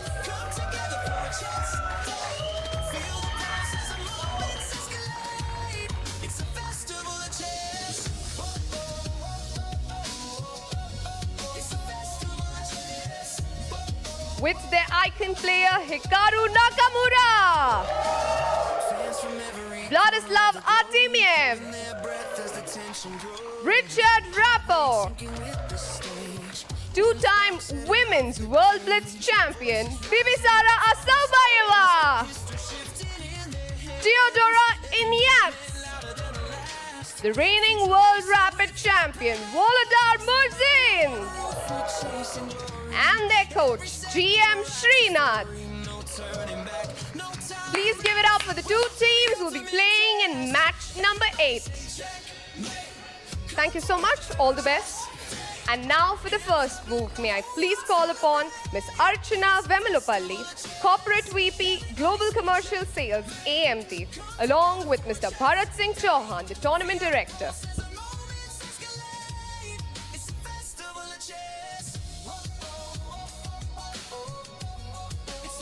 And guys, we are ready here for the action. The first move is going to be made, and Bharat Singh Chauhan coming in there with one of the key sponsors of the tournament, AMD. And what's the first move going to be, Sahaj bhai? I think most people choose I mean, E4. echo aa raha hai mujhe. Oh, it's D4. D4 is the first move.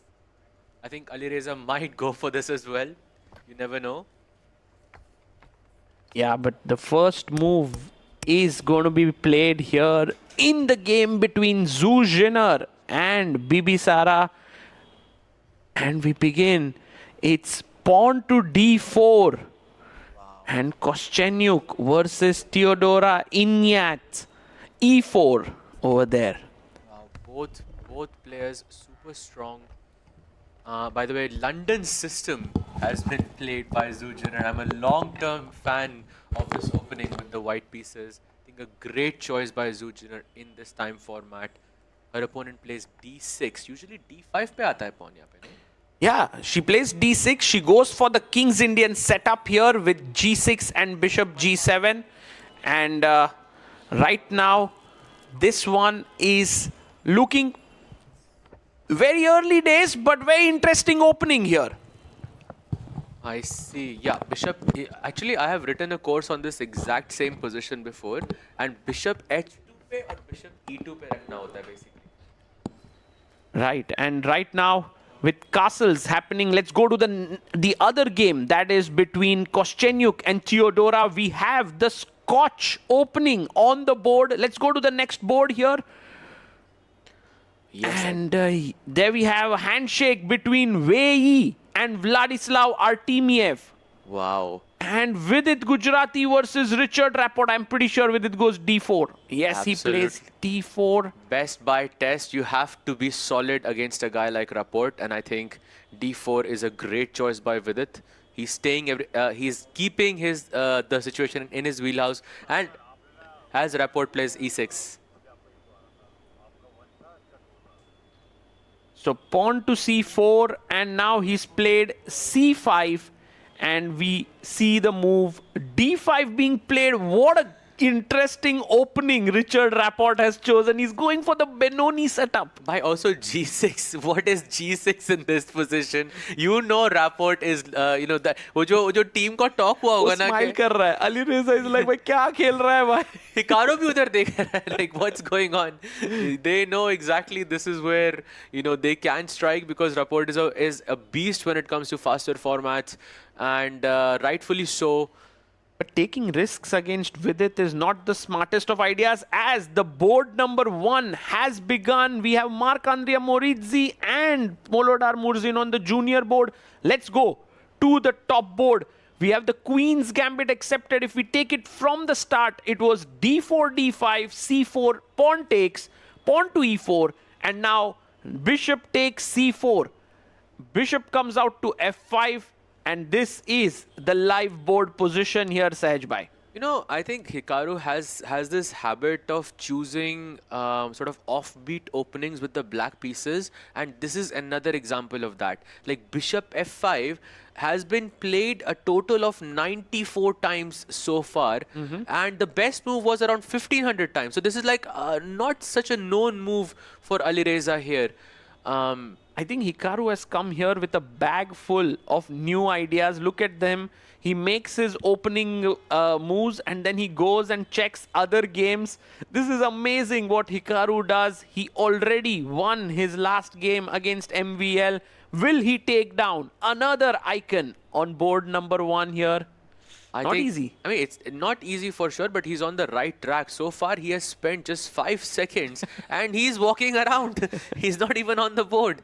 Well, you know, yesterday, what was his title of his YouTube recap? He was like, Daddy Karu slams MVL or something like that, you know? Because he won his first game as a father, which is, I think, amazing for him. Congratulations to him. And do you think he can win against Firuza today with the black pieces? I mean, he's inspired. I think it would be a very important game for his team. And as Hikaru is very interested in this game between Vidit and Rapport, let's just quickly head over there and check what's happening. Meanwhile, Alireza is thinking, let's have the board there. Look at this. The way Richard Rapport has played is telling Vidit that, hey, Vidit, you know, I don't really believe too much in getting an equality with black or anything of that sort. I'm playing this move f6. I'm playing this move knight f7. It's a weird setup, but Sahaj Bhai, f5 can come in, knight can jump to e5. It can get active for black. For sure. I think this is perhaps a good strategy to beat someone like Vidit. I mean, if you follow all the rules of chess, you know, if you develop your pieces, you gain space, connect your rooks, whatever, you are not going to be able to beat someone like Vidit there, simply because Vidit is too solid. His positional foundation is just too good. Right. So you kind of make him ambitious. Yes. And then let him take risks, and then it can go in any direction. Vidit can also beat you.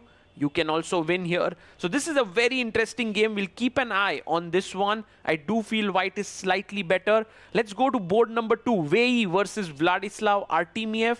Somehow, if you see all of Vei's opponents until now, they've been very solid, right? For example, he has played against Anish Giri. Okay, he played against Arjun. He was not solid.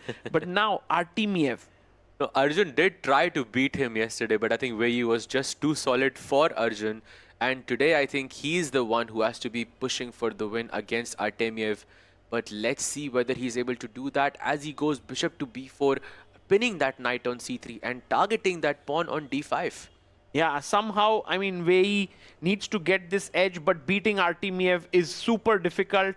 I think somehow the strategy here is reversed from what it is on board 3. Like, Vidit is very solid, Rapport is trying to beat him.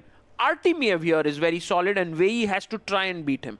Yes, for sure. I think Vei has to beat him. But Vei is, traditionally been a super solid player. So this might not be the most ideal situation for him. But okay, he is the stronger player on paper. He has to play for a win. But the position, I'm not so confident if this warrants really. Yeah.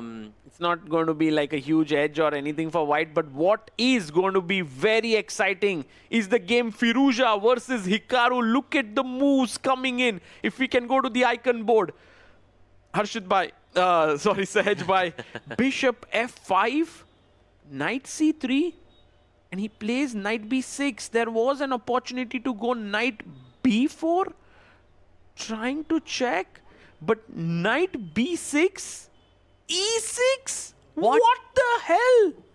What the hell is this move, guys? E6 by Alireza Firouzja. And he came up with it on the board. Judging by the time, definitely he came up with it on the board.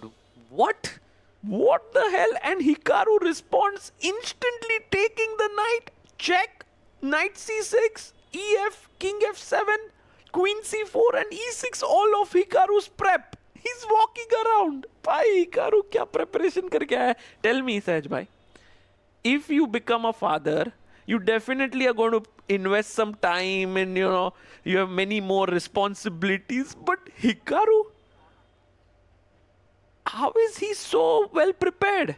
I feel that he just has all of these little sort of sidelines in his arsenal ready for action whenever he needs them, and that's why he's the world number 2 player in the world and the best speed player in the world currently. Look at his facial expressions. He's like an evaluation bar there. He's like, I like this, I don't like this. By the way, guys, let's have a shot of the fan park where we see little kids who are playing there. It's beautiful out there. If you are in and around Mumbai, do visit the Royal Opera House here. It's a wonderful atmosphere. These two kids are playing. What opening? Oh, they're playing the same opening that Katrina Lagno played with Polina Shuvalova.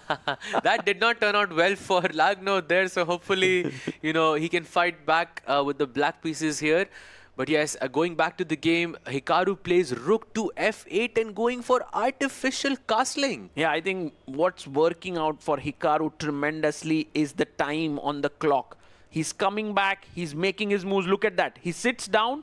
He very quickly plays. Oh my goodness. I mean, I would be super scared if I was Alireza right now. But Alireza, I think he fears no one.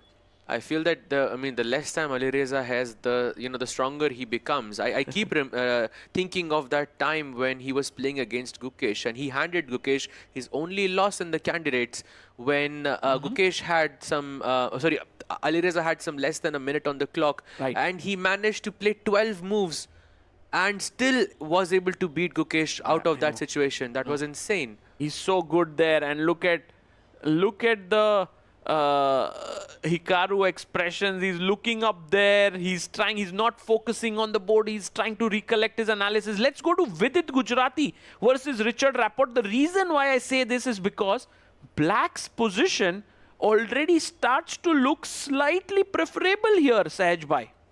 Yes, he can push f5 and he can sort of launch an attack on the king side whenever he wants. Whereas with it, he plays f5, your move on the board. Yep, and I'm not really sure how Vidit is going to find his counterplay on the queen's side. Also, this pin, it's so nasty. You can't get out of it. For example, if you play queen out, I simply take here, take with a check, and just kind of spoil your structure totally. Exactly. I bring my queen to g5, bishop to e5, and okay, this is virtually winning. Yeah, just winning for black completely. That knight on f3, that pin, I think is a great point. You have to play something like bishop e2, but that's not something you want to play really, right? Yeah, that's not great. And look at this. After takes, and takes, it seems like this position should be fine for white. But bishop e5, and even here, this is looking very, very good for black. As you rightly said, queen f6, g5, g4, you can just start pushing. Absolutely. Classic case of good knight, bad bishop. That bishop on f3 being the bad one because of the pawns on d5 and c4.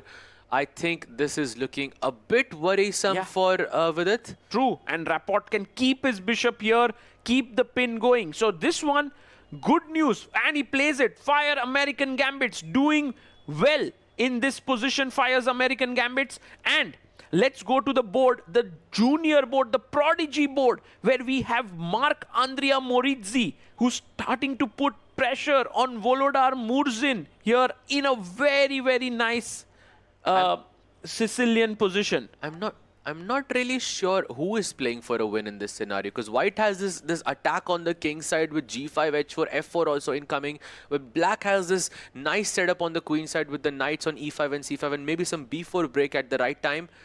It can go either way, yeah? Yeah, it can go in any way. And guys, look at that. We have some great players there. Pranav V has entered into the fan zone. He's one of India's top players. We have Jose Martinez. They're going to give a simul today, a tandem simul. And then later in the day, we have Hand and Brain with Pranav V and Pranav Anand. It's so amazing here, guys, because the ambassadors of this tournament are interacting with the fans. Absolutely, and them playing this simul is such a treat to watch, I think, for everyone. Would be so nice. Oh, by the way, he goes knight takes c5, pawn takes c5, and queen e1. Attacking the queen here. Very nice play by Marc-Andrea Morizzi. He wants to now play pawn to f4. Volodar Murzin has to tread very carefully here. So as of now, this match kind of balanced, because you can see Richard Rapport pushing a bit for the Fyers American Gambits. And here you can see Marc-Andrea Morizzi pushing a bit for the Triveni Continental Kings. Pushing indeed. He is literally having a near perfect play so far of 99.9% accuracy. That I can see that on my screen right now, which is insane. So Morizzi putting some pressure for sure and giving them a much needed win on the junior board. And meanwhile, any other board you find interesting? We need to go to the icon board, guys. Ali Reza Firuza is telling Hikaru, you might be very well prepared, but you won't be able to do much if your position isn't good. You can see that there is a weak pawn on e6, and Firuza is kind of ganging up on it. Oh yes, and you have this knight h4 also incoming with the, and you know, kicking the bishop from f5 and putting further pressure on the e6 pawn. Knight e5 can be a plan in the future as well. Ali Reza is, you know, even though you were surprised in the opening, let's not forget, it is still Ali Reza. Yeah, and by the way, guys, there you have it. Oh, look at that young, cute guy along with Pranav V and Jose Martinez. Such a nice moment there for him. Yes, you are absolutely right, Sahaj, by that it is absolutely incredible that Ali Reza Firuza was surprised in the opening, calms himself down, finds the best moves, and keeps the pressure on Hikaru. Yeah, even looking at Hikaru's situation, I mean, it doesn't feel like he's under stress, but he should be. Yeah. This situation does not look promising for Hikaru here. But he feels confident, and this is the thing about Hikaru. Don't really look at his expressions. Sometimes he's shaking his head and you might think, oh, he's not happy, and he's making those winning moves. Yeah, for sure. It's such an easy path for Firu here just to go rook e1, like you mentioned, putting the pressure on the e6 pawn. Yes. You just have such a comfortable advantage here from the white side. Meanwhile, I think the only player that is in a slight sort of trouble as white is Vidit Gujarati against Rapport. Apart from him, Has the position moved ahead? Yes, it has. Let's go to board number 3. Vidit Gujarati here, guys. Look at this position. F4 has come in and F3 is on the card, Sahaj bhai. And if white plays himself F3, those are very brutal dark square weaknesses. Absolutely golden pawn. Once you push it, it becomes super bad. I see this idea of knight h6, knight f5, knight e3. It looks so tempting as black. It's so easy to go wrong here for Vidit. If he, this is the critical board I feel for the American Fire Gambits. I feel like if they are able to score a win here, they can really have a chance. Yeah, you know, the thing here, if you remember yesterday's game, we were commentating together. It was Vidit versus Dominguez. Yes. And Vidit was in big trouble, but he kind of got out of it. I feel that Vidit has come to this tournament with one ambition: to play quickly, keep the time on his clock, not be like, oh, I want to get a good position, I want to make perfect moves. So maybe he fights back here. It's not like a very decisive edge that black has, but it's very pleasant for Richard Rapport of the Fyers American Gambits. I think you could have, I think you've summarized this really well. Oh, look at this. Zhu Jinner. Let's go to board 4. Has made a slight inaccuracy with the white pieces, and looks like Bibisara has some chance to take the advantage, maybe with knight b3. What's happening, Sahaj bhai? What changed here? Is this square is what? Oh, she goes here and attacks this pawn. Oh, is that pawn gone? Because if you push the pawn forward, I can push ahead, but I can also jump with my knight. Yes, knight b3, and I think you are also, you might lose that pawn on b2 as well. Yeah, takes something on a5. like this, and then attacking b2, that's a point. But also just a5, b5 looks very pleasant for black. Oh yes, and that bishop on h2, the London bishop is not looking promising. That bishop is completely blocked by that pawn on e5. Yeah, I think another board that's going well for them. Yeah, this could be the turnaround they very much need. So let's take stock of things, guys. On board number 1, if we go through this, Alireza Firuza slightly better against Hikaru Nakamura. Good news for the Triveni Continental Kings. On board 2, we have Vei versus Vladislav Artemiev. Looking very even. I won't be surprised if this game ends in a draw very soon. Board number 3, Vidit Gujarati, slightly worse against Richard Rapport. In fact, his last move, b4, was not at all a good one. In fact, Richard Rapport could very well have a big advantage. So that's good news for the Fyers American Gambits. For sure, I think b4, very easy to go wrong here for Vidit. I think this is the board. We knew going into this match that this would be the critical board for the American Fire Gambits, and Rapport is looking, it looks like he is going to deliver his match against Vidit, but the game is not over yet. And meanwhile, also on board 4, looks like Bibisara might score a win there as well. So that's 2 boards, board 3 and board 4, which seems to be going in American Fire Gambits' way. That's 8 points. Yeah. 8 juicy points coming their way. And but remember, this is actually the first time that the pressure is being put on the Triveni Continental Kings. As we go to board number 5, Alexandra Koschenyuk and Teodora Inyak are playing in this typical Scotch endgame. Very likely should be equal, but not drawn. So equal here, but for the Triveni Continental Kings, Mark Andrea Morizzi needs to strike. He's better, he's significantly better against Volodar Murzin, and here b4 pushed. Absolutely, and b4 was an inaccuracy, and so far Mark Andrea Maurizzi has maintained a near perfect play with 99.9% accuracy. And the move here is to take on b4. Yes. Black goes pawn takes b4, and then you go bishop to b6. And the queen is trapped. Exactly, the queen is trapped. The only way for black to fight back is to play bishop c5, and the next move for white is really important to see. Let's ask our viewers here, what should white play here in this position? Can we get a shot of people inside the playing hall? Maybe here they are also thinking about this. All the people inside the venue, they have the headphones, they can tune into commentary, they can listen to it. That's a beautiful innovation there. And yes, they're all thinking here, Oh, by the way, he has gone bishop b6 and black goes... I think Murzin has to go bishop c5. It's happening. Only b4, bishop b4, bishop b6 on the board, and he plays it. Bishop c5, and guys, now the big moment. Can Mark Andrea Morizzi? I mean, bishop takes queen is very good. Yes. It's a good position. But there is something stronger. Much stronger. Bishop b5 check. No, he takes the queen. Yeah. He takes the queen here, and now take here. And he takes on b4 as well. Black goes bishop e3, attacking that pawn on f4. I think the advantage is slightly reduced for white, but it still feels like Maurizi has almost a winning advantage in this match. Very good position. And meanwhile, guys, going very quickly to Alireza Firouzja and Hikaru Nakamura on the icon board. Alireza's advantage looking really good now, because remember, Sahaj bhai, we were talking about the fact that right now the e6 pawn is a bit weak and the d4 pawn is a bit weak. Both are isolated. But what has happened is that the d4 pawn has gone to c5. So now all the pawns are together for white. Meanwhile, the e6 pawn still remains alone and lonely. Absolutely, and that's a big weakness for black as well. You have this rook e1, knight h4 ideas incoming, and then you would put pressure on the e6 pawn. And not only that, that pawn is isolated, true. But look at that square right above it. That square on e5. You can put your knight there, you can put your bishop there, you can literally put any piece over there, and it's just an outpost.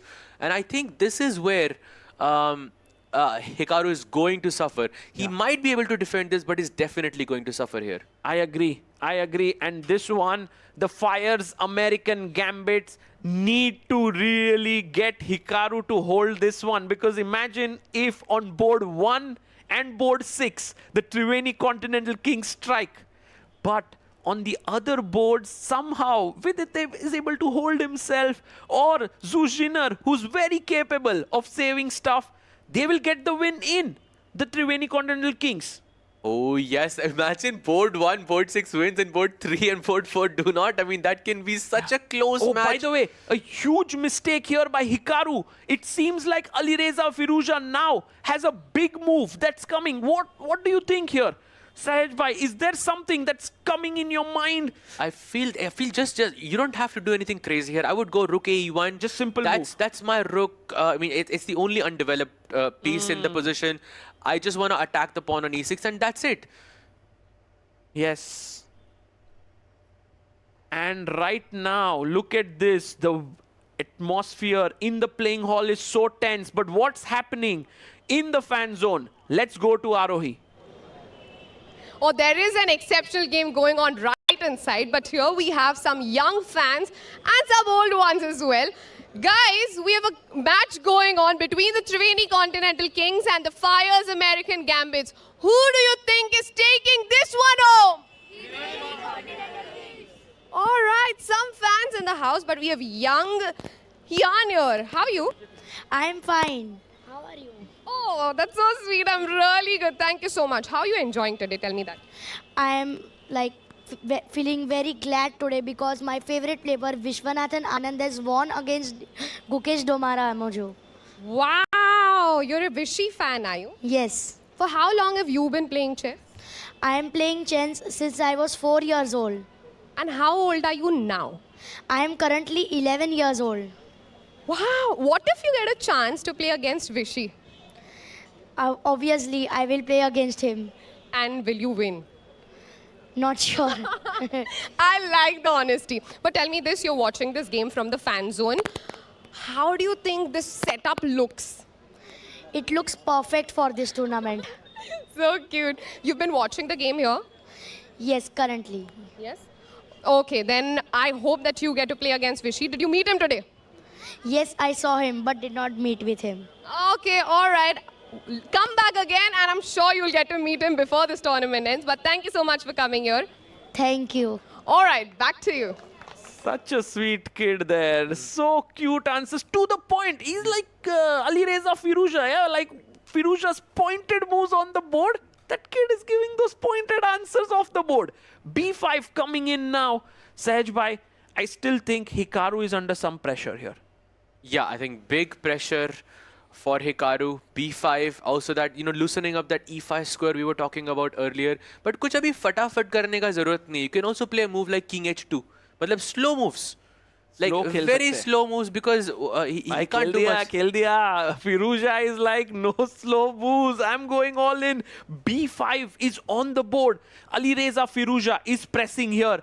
Meanwhile, Vladislav Artemiev, look at this. Sahaj bhai is black, putting pressure on board number 2. I mean, I think he seems to have the better pawn structure because black ke pawns thode ekdam untangled nahi hai. White ke pawns C2, C3 pe maybe it looks a bit bad Also in the end these game. two isolated pawns. Exactly, that's a great point there. I feel where you will or should be able to hold this. He can go rook a1, he can play c4, he can. Black ko bahut ekdam Magnus level wala technique dikhana padega yahan pe to have any chances. I think where you should be able to hold this with correct play. Meanwhile, I think Vidit is in trouble here. Oh my god, boom! Rook takes f2, comes on the board. A typical Richard Rapport brilliancy. Here, I think this is mate happening very soon. Rook takes g2 might be happening. The knight is jumping in. Rooks are doubling. Sahaj bhai, any thoughts here? I mean, you just don't give Rapport positions like that. I mean, Vidit knows this, but he just simply couldn't avoid it this time. Yeah, because Rapport came with a plan. Rapport was like, he lured him in. He was like, Vidit, ye le thoda better position, and zoop. Exactly. And now Rook F8, ekdam wo Prague or Rapport wale game kiya tha where he took that knight d5. If you haven't seen that game, do check it out. It was such a beautiful game by Rapport. And this could be another one for the books for Rapport because ek bada crazy sa sacrifice is incoming here. Not sure which one, but it is incoming. I think Rook g2 and Queen h3 might be just finish, yeah? For sure, yeah. Queen g3 is there as well. Rook f8, just ekdam calm moves also work. Knight h3 is hanging. Everything is hanging here. But with it, could very well have one defensive move in his hand, which is to take on e5. Rook takes e5 and move his queen here and hope that he manages to save this. Look at this variation, Sahaj bhai. Take, check. Another check. Boom. King takes. Take the rook. Your piece up. I take back the piece. And now, at this moment, it's craziness. Okay, at least Black has some checks on e2 and e1. I'm not really sure if this is winning for Black. Is it winning? It's slightly better. I mean, you take here, it's complicated. So maybe Vidit has to find this. Oh, he blunders. He goes d7. It's mate in 6. What? It's mate in 6. And you know what? You allow your opponent to make a queen with a check. Okay, if Rapport finds this, I'm standing up, guys. I'm giving a huge round of applause to him. Please, those who are in the playing hall, don't do that. But the winning move is Queen g3. He's going for it! Wow, played. What a move by Richard Rapport. Bhai sahab. This is literally the definition of sacrificing your queen. Sahab khada ho gaya. He's gone there. What a move. I think before making the move, even he couldn't believe it that it's working. I don't know if you saw those. He's so excited. Wow. And Vidit is like, I can make a queen with a check if we can have the board somewhere. Because Richard Rapport is walking around. It really needs some immense creative thinking to allow your opponent to queen with a check. Guys, this is the move of the tournament here. Takes bishop f8 and queen g2. Nobody in the world can stop this. Knight h3, knight f3, so many checks incoming, and queen g2 is just unstoppable. Just goes to show how strong two knights can be as defenders and as attackers as well. Yeah, Vidit has two queens on the board. Just reminding everyone, two queens and not a single check is possible. Man, I think this is one of Richard Rapport's brilliancies that I have seen. You know, we've seen so many amazing games. Guys, you can't see the bar on the left of your board. That's because the bar has gone all the way down. It's mate in 4. It's a forced mate in 4, and the reason is because White can take with a check, so that's one move gone. Then he can give another check, something like that, and can survive. But it's game over. I won't be surprised if Vidit resigns here. Exactly. I mean, it's mate in 4 because you can sacrifice your queen with like just at the cost of one check. Yes. That's it. Otherwise, it would just be a mate in the next move itself. By the way, can I go queen g4 in this position just to not allow you to play queen takes g2? Or is that just rook g2? Rook g2. And if you go here, there is queen h2. If you go here, there's queen f2. It's over, bhai. Rook se bhi mate ho rahi hai, bhai. Rook h2 bhi, rook f2. It's like he's spoiled for choices there. And look at that stare. That, I mean, Rapport is giving 26 moves. Yeah, he's created this brilliancy in 26 moves, guys. So a big win here for the Fyers American Gambits here. They will be getting 4 points for this win. And another player we were talking about, by the way, do you want to stick here or maybe check out another board? I feel like Vidit is on the verge of a resignation. You Maybe we think can so? stick here just for like a few more seconds to see. Because Vidit, abhi wo digest ho raha hai wo situation, you know, Sagar bhai, that, you know, my position is lost. At this point, you realize if you don't see something, it means it doesn't exist. Correct. So while Vidit is trying to, let's keep the video here. I want to just show you a board because on board number 4, Zhu has turned it around once again. Let's keep the video of Vidit and Rapport. Let's just see the board. So here on the board, we see that White, who was worse, is now perhaps taking over. Wow. And that's all thanks to that pawn on d3. Agar yahan pe queens or rooks present hote, so that pawn on d3 would have been an advanced pawn, a passed pawn. But now, because there are no queens and rooks present, it can also be a weakness. Right. Look at my plan. I want to bring my king to e1. I want to bring my king to d2. And very soon, I would, you know, just capture that pawn on d3 for free. Yeah. So, and right now also White is trying to press. This could end in a draw. Let's say, for example, I take here. Black may have the resources, but bishop e5 is a beautiful move where I try to trade off one of the bishops. So very good news for the Triveni Continental Kings here because Zhu is back in the game. Meanwhile, what's happening at Vidit's end? Has he made a move? He's down to 2 minutes, 38 seconds. He hasn't played a move yet. He's still thinking. I think he realizes the position is dead lost. He has 2.5 minutes on the clock with 0 increment. I mean, this game is not even going towards increment. So 2 minutes se zyada to chal hi nahi sakta ye game. Rapport already realizes that it's winning. Look at how he's sitting there.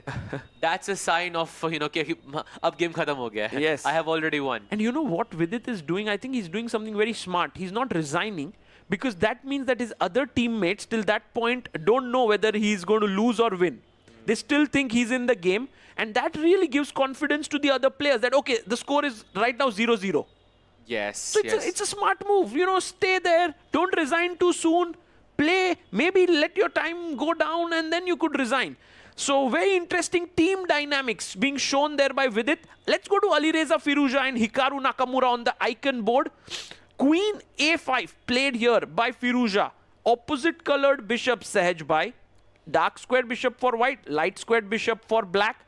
Do you think Firouzja is still better here? I think he's playing for 2 results basically. I don't see Hikaru winning this match. I think only Alireza can go for it. Simply because black का pawn जो e6 पे isolated है, and secondly we have the stronger bishop because that bishop is gonna sit on e5 at some point, attacking the g7 pawn as well. और ये भी मर रहा है. There is pressure on the c7 pawn. And by the way, guys, the simul with Pranav V and Jose Martinez in the fan zone has begun. 20 people have a chance to play against them. You too can come to the Royal Opera House tomorrow. There'll be more such events happening in one ticket. You get to be at the fan zone, play the Grandmasters, watch the top players playing inside the playing hall along with the headphones. What a beautiful arrangement done by the Tech Mahindra team here. Amazing job. Absolutely, and there are some super strong players playing in that simul as well. But meanwhile, look at Vidit's board. He has made a move and he's down to 25 seconds. Let's go to Vidit's board. I think he's about to resign. Oh, he sacked the queen on f8, king f8, and he's down to what, 20 seconds? Yep, I think we will catch the final moments of Vidit. And resignation there, guys. Beautiful game by Richard Rapport. I am actually on my feet here for him. He's really played a masterpiece today, and you can see with it there, he's not too upset with himself because he knows he has been the victim of a brilliancy today. Absolutely, and Rapport defeating Prag in that style with that knight takes d5, and now Vidit, 2 sort of, you know, game of the, you know, he has played 2 games in the same year that most chess players wish to play in their lifetimes. True. And by the way, let's go to board 2. We see Vladislav Artemiev pressing against Wei Sejbai. This is now no longer simple. The reason for that is very clear. The black pawns can start rolling here, and Artemiev can put real pressure on Wei. Wow, this is the second game where Fyers American Gambit are actually putting the pressure, and this is not looking great for the defending champions. Yes, but you know what? Someone who's doing good job for them is Marc-Andrea Morizzi. Let's go to the junior prodigy board. Pawn to f5 has been pushed here, and Marc-Andrea Morizzi is a pawn up, and he has such smooth, free-flowing play that I don't think he's going to go wrong. I think that's absolutely correct. Also, he cannot also castle on the short Oh side. my God, big result! Theodora Eniak blunders, and Alexandra Koschenyuk wins. Look at this. Oh my goodness, Sejbai. It was, you know, around equal if we can go just a few moves back. This position, equal hai. Just king b7 jana hai yahan pe. You have to go back with your king. But she went king c7, check, king b6, and now boom, a check and mate. A pawn key mate to a king is a statement right there.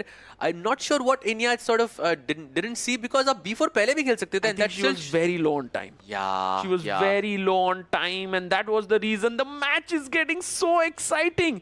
As of now, if we go to Firouzja versus Hikaru, the score is 3-4. Right now, the Fyers American Gambits are ahead, but Firouzja is pressing. Marc-Andrea Morizzi is in a good position. So the Triveni Continental Kings do look like the favorites in spite of them being down right now on points. Yeah, and I'm checking the other boards as well. कहीं पर भी ऐसा नहीं लग रहा है where Fyers American Gambits can actually pull a win. Maybe Artemiev could be the hero for them, but I'm not sure if that's going to be enough. Hikaru. But bhai, in a way, Alireza Firouzja. Oh, he's winning! He's winning! Guys, Alireza is winning because Bishop d5 was a big mistake. Queen d5 was the better move, putting pressure here. But he plays bd5. And now oh, he finds the best move. Wow, and then look at the plan. The plan is to play c6, bc6, and then b6. Oh, and push the pawn. Exactly, all the way up, and c2. Man, you know what's the winning move, Sejbai? It's so beautiful. King h2. Queen b1, trading the queens. क्योंकि एक बार queen trade हो गई, ये pawn तो queen बनने वाला है. One of these pawns is queening. Exactly. Basically, you will just trade the queens, and then you will play c6. Wow. He plays it. Alireza Firouzja, and you can see Hikaru now shaking his head. Man, Triveni Continental Kings, what a team this is. And just to mention to everyone, Alireza defeated Fabi on the first day, Gukesh on the second day, and now Hikaru on the third day. इससे better resume क्या हो सकता है? I mean, he's just like in top shape. I think somehow the Global Chess League brings out the best chess from Alireza Firouzja. I think the time control really favors him because he's the speed demon for a reason. And Hikaru goes Hikaru. Queen f5. And we have a result that has come in, a draw on board 4. Zhu Jinner and Bibisara have drawn, which means the score is 5-4 now in the favor of Fyers American Gambits. 2 more games going on. Just board 1 and board 2. No, there's 3 more. Oh my God, a huge turnaround. Volodar Murzin has equalized against Marc-Andrea Morizzi. And it is the Fyers American Gambits coming back? It's possible, but still, let's not forget, Alireza is still winning. Yes. Alireza is the hero of this match if he manages to convert. Volodar is... But Volodar might be able to win this. Look at Mauritius' time. No he has less than a minute on the clock. No way. How did this turn around? We were like, this is no way that Morizzi is going to goof up here. But he is worse now. Perhaps slightly. It's equal. It's equal right now. Goes rook h4 and now maybe something. I was thinking rook g2, but the pawn on e4 is hanging. Yeah. So you have to keep the rook glued to that pawn on e4. He plays b3. Maybe king b2 ka plan simple. Black plays h5. Now Murzin knows. This pawn is going down. But Murzin knows he has to play for a win. He sees the other boards. He knows he has to play for a win, and this is his chance. So let's put things into perspective. Alireza Firouzja, let's go to that board. He's winning, which means that the score would be then 7-5 in the favor of Triveni. But if Murzin wins, that would be 7-9 in the favor of Fyers American Gambits. And if Wei and Artemiev, it's equal, it's a draw, then the Fyers American Gambits could win. Oh my God, I can't believe this is such a tense encounter. Absolutely. कुछ भी possible है यहाँ पे, कुछ भी हो सकता है. Because look at Hikaru having 30 seconds on the clock as well. Look at Hikaru shaking his head. He's like, I don't have a move. Bishop E6 he plays, and now guys C6. By the way, C pawn is queening. By the way, big blunder on Mauritius's board. On board 6, Murzin is completely winning now. Murzin, let's go to board 6. Look board at that. 6. 26 seconds for Mauritius over here. Oh my goodness. And we have a result on board number 2 or what? I think that's a draw most likely, but it hasn't finished yet. So Murzin, if he wins, they've just won. He might get his team the victory. Oh my God. Against the defending champions. Firuza's victory may not be enough if Volodar Murzin manages to beat Marc-Andrea Morizzi here. Wow, this is insane. Wei, I think, is going to hold, but yes, this board is the problem. He goes rook g4, rook c4. Repetition ho raha hai, but Murzin cannot accept this draw. He has to play for a win. But does he know that he has to play for a win? I mean, he has to win. He's thinking here, let's go to the icon board. Rook e1. We are seeing resignation going to come in. Hikaru is going to resign. Firuza is going to win for his team because the c-pawn is queening. There's nothing left. And a victory for Alireza Firuza. But let's quickly now go to the last board. Marc-Andrea Morizzi. Let's go to the prodigy board here. Rook at 7 played. The score is right now 7-5 in the favor of Triveni Continental Kings. Marc-Andrea Morizzi is fighting back. Man, everything hinges on this encounter. Yep, and he has 18 seconds, just 18 seconds to hold the position down and defend his team. But will he be able to do it? That remains to be seen. Right now, black can play h3, but there is rook takes h3 and rook takes b7. If I can take away your pawn, if I can take away the h-pawn, can we check what's happening on board 2 very quickly? Because there is something that's happening. Can you go there? Just show us the camera. Is there any key? It is some kind of a claim that is made. Oh, draw. Oh, it's a draw agreed because of threefold repetition. So draw is here, which means the score is now 8-6. Let's quickly go to the final board. The prodigy board. Marc-Andrea Morizzi, he takes. Bishop takes e3. Everything is now on this board. 8-6 is the score. And I think he's going to push h3, and Morizzi has to sacrifice that bishop for that pawn. But that's going to be enough, I think. 7 seconds for him, by the way. This is just lost. What? Rook f7?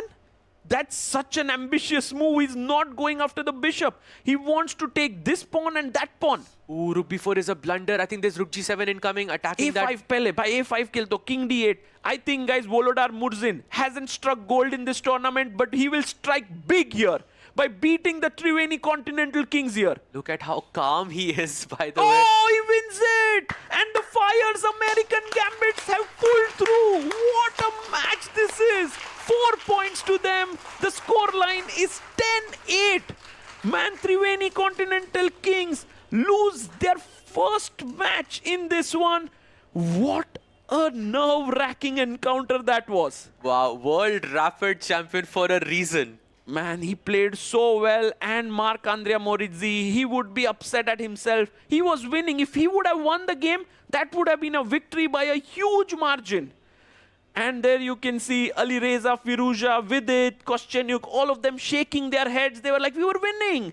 We were better. We could have done this. And the Fyers American Gambits, the smiles on their face, edge by. What a match. What a turnaround this was. I mean, definitely Rapport. I mean, what a match he had. But I have to give it to Murzin as well for winning in such a spectacular fashion by. Too good. Too good. And guys, the result is out here.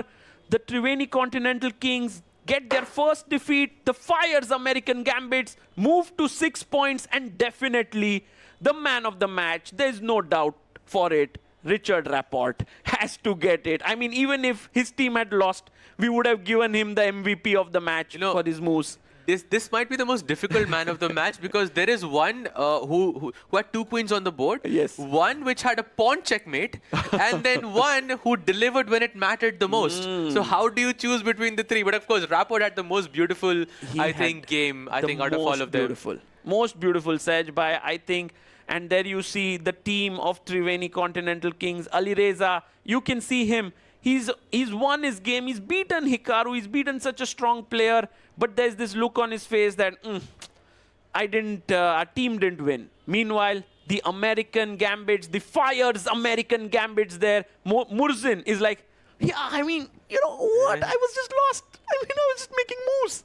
Somehow, I got it. He was completely lost, and I think his opponent got a bit ambitious, and then, you know, he found his counter chance and struck when it mattered the most.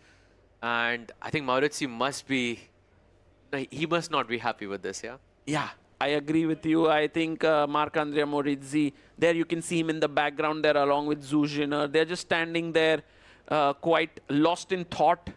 Meanwhile, I mean, Hikaru Nakamura, I'm looking forward to his recap today because his team has won, and I think they've scored a huge win as our chief arbiter, Ashot Vardapetian, gets all the players in front of the stage. You know, we have the ceremony there of shaking of hands at the end of the match, and that's always nice to see, the sportsmanship, the sportsman spirit. Very, very nice to see indeed. Also, I mean, did not expect the defending champions to lose this match. Oh, what a turnaround. Yeah, and I love this interaction between Hikaru and Volodar Murzin. Dear chess lovers, was finished one more very interesting match, very strong match. And finally, I want to announce the results. American Gambits won match points 3-0. And for game points, 10-8. You see, very small difference.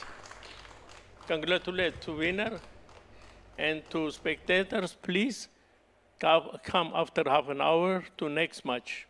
Thank you.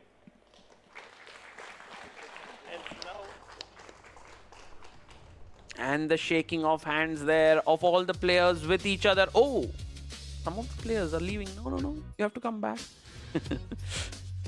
And Richard Rapport there, he will be so proud. Another gem added to his, you know, treasure trove. I would love to write a book on the best games of Richard Rapport. Yeah, and I think 2 of those games will be from this year alone. And this game definitely is one of them. I mean, 2 queens on the board, promotion with a check, and still your opponent is winning is just completely unheard of. Absolutely. And the teams come out of the dugout there. Bibisara today, she's in the part of the winning team. Hikaru Nakamura comes out, Theodora Inyak, and there we have Volodar Murzin and Srinath. He has a spring in his step. He's happy. Richard Rapport, well, he doesn't care about anything. He's played an incredible game.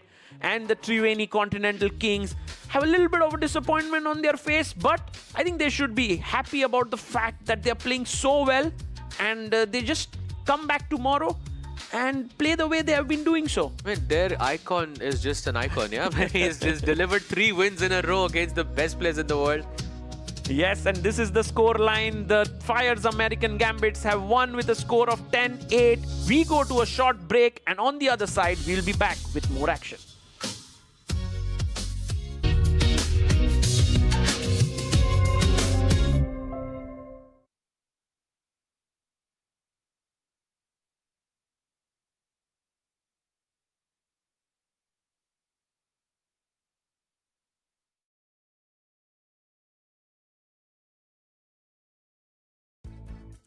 Chess or markets, smart insights can change the game. जैसे FIA, Fyers Intelligent Assistant. Get in-depth sector and stock analysis and deep portfolio insights. Fully AI-powered. Fyers, for those who are born to trade. Investment in securities market are subject to market risk. Read all the related documents carefully before investing.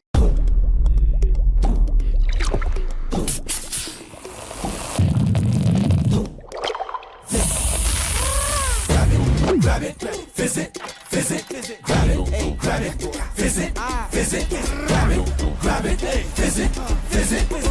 visit, grab it, visit, Gamba!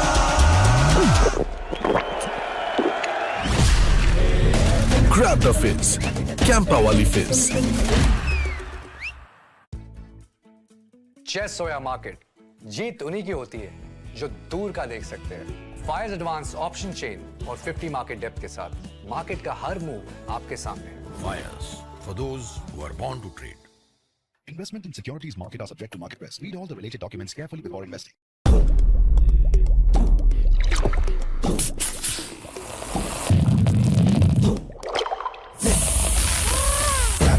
Grab it, visit, grab it, grab it, visit, grab it, visit, grab it, visit, Gampa!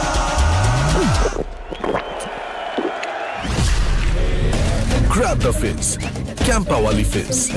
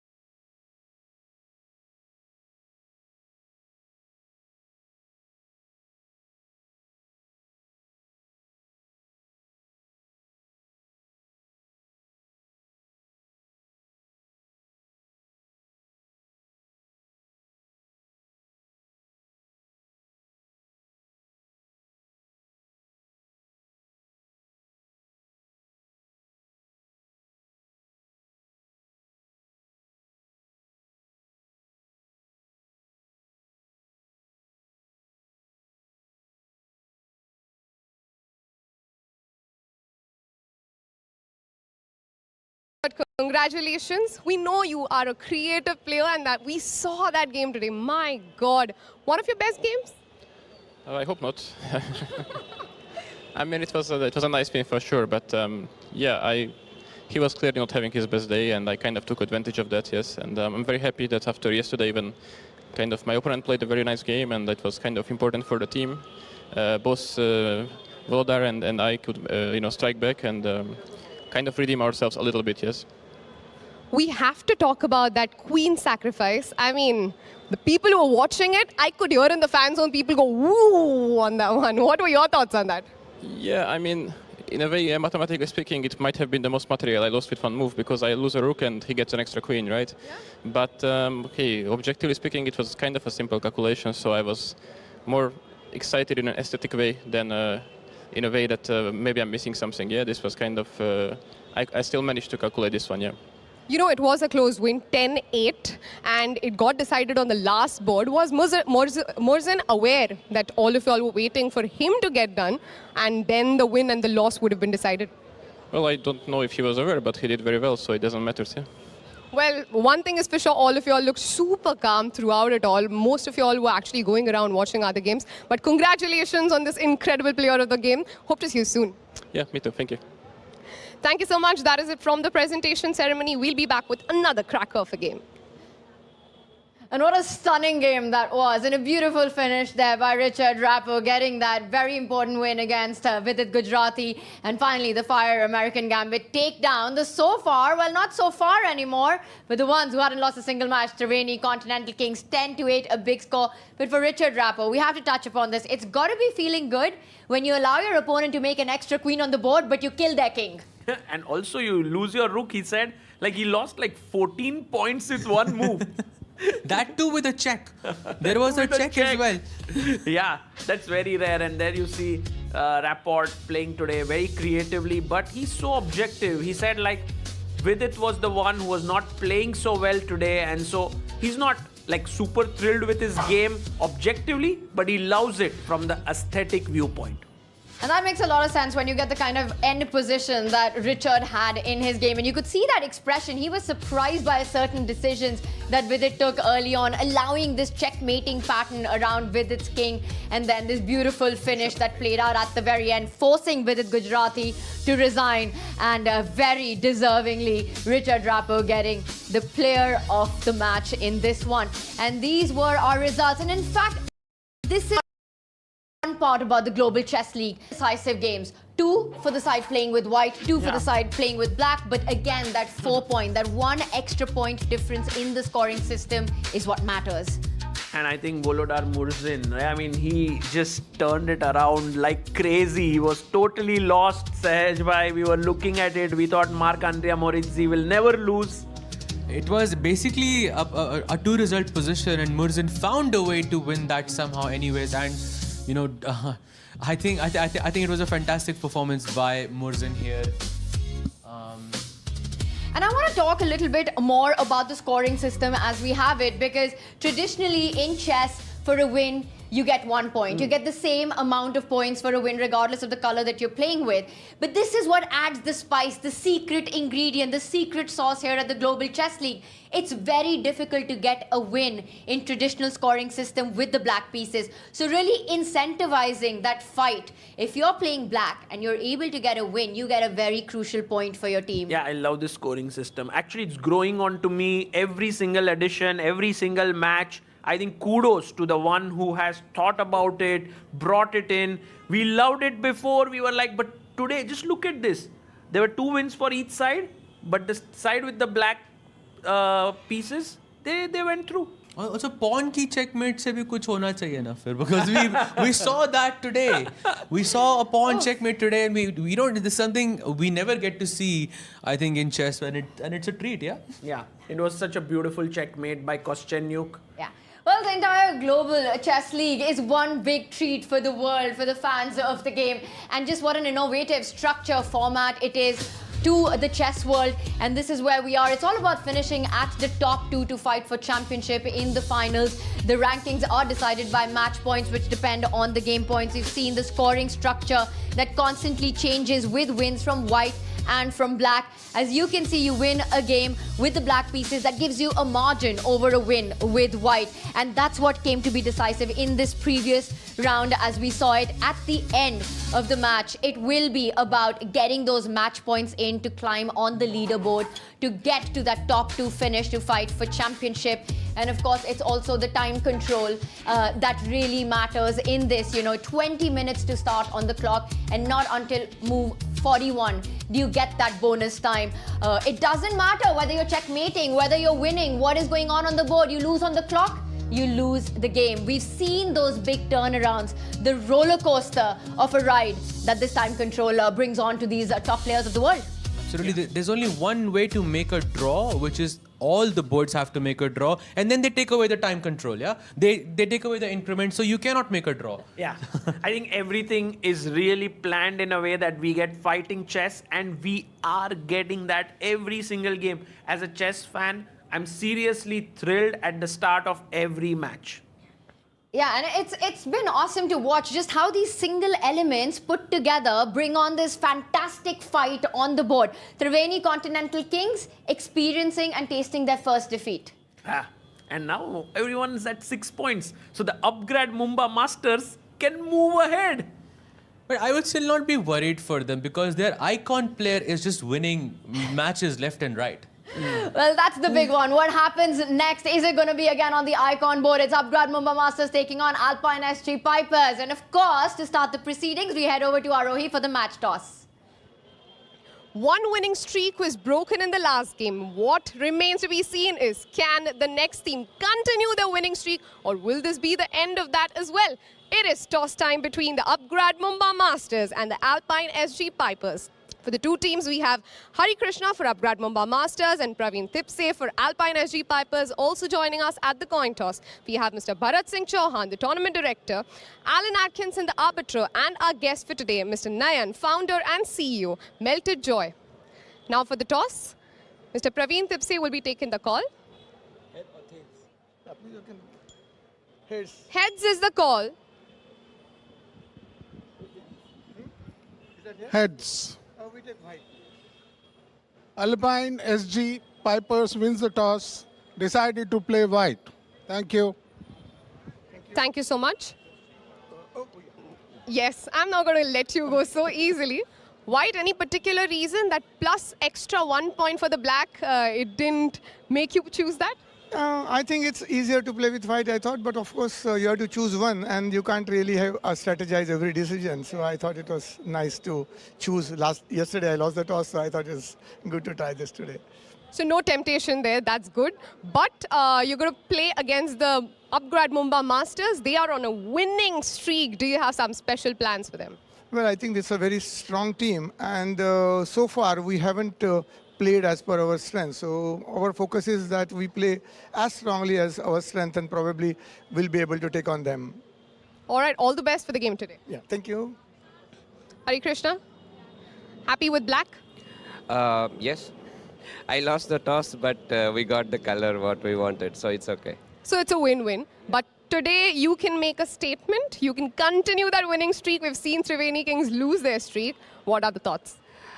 We just take one game at a time. So, yeah, they're a very strong team, of course. Everyone is strong here. So we give our best today. Any particular boards that you're targeting? No, you can't really target here anything, you know. So all the players have to give their best. And that's what we try to do every match. Humble as always. All the best for today's game. Thank you. That is it from the coin toss. The news from the center is that the Alpine SG Pipers have won the toss, opted white. Wow, one giant has fallen today at the Royal Opera House as Triveni Continental Kings went down to the Fyers American Gambits. Can the Alpine SG Pipers do the same to the Upgrad Mumba Masters? The first time that Hari Krishna has lost that toss, but went on to say that it would have been the color. Black would have been the color that they would have chosen anyway. What did you make of that? Hari doesn't seem too concerned. Yeah, Hari is like such a cool captain. I think he's just spreading that calmness over the Upgrad Mumba Masters team. I think a very smart decision by the team overall to get him as a coach.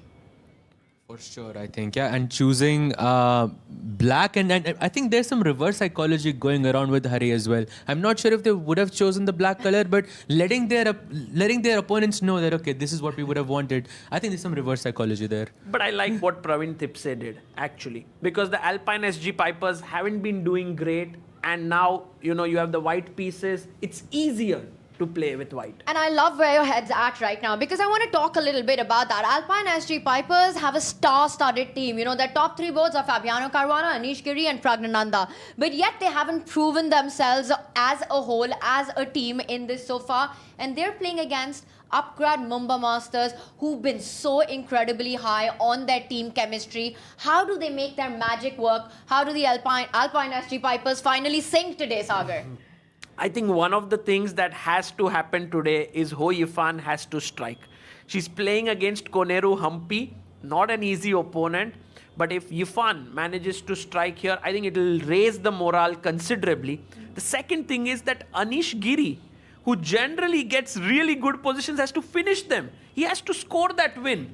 That would really help the team. I think for sure, I mean, I'll agree with you on the Anish point there. Plus, maybe Prague as well, yeah? Come on, Prague has to score a win. Let's go. Come on, Prague, where are you? Well, it's going to be awesome to watch who does show up for the Alpine SG Pipers. They need the team to perform. And before we get the chess action started, let's see how our leaderboard has shaped up after the two matches that we witnessed today. And of course, this match is what is coming up very, very soon. But there has been a shake-up on our leaderboard already as the Triveni Continental Kings face their first defeat. Look at that. What a structure this is. And focus on those match points on that extreme right column because the top two make it to the finals. We've got a four-way tie, Sagar, and then we've got two teams yet to get started on the leaderboard. And in fact, one of them is coming up next. Yeah, and if the Alpine SG Pipers win, then we'll have 4 teams on 6 points at the end of the day, and that would be epic. Yeah, and I mean, I really hope that they do, and I think they chose the right color for it as well because choosing white gives them more chances. I think this is the mistake that Alaskan Knights made on the first day itself by choosing black because then you have to hold the position down instead of, pushing for the win. And yeah, let's hope for the best. May the best team win at the end. Alpine SG Pipers did win the toss and chose to start with white. Can they take down the mighty looking Upgrad Mumba Masters? We'll be back with all the action on the other side of this break. You stay tuned with us.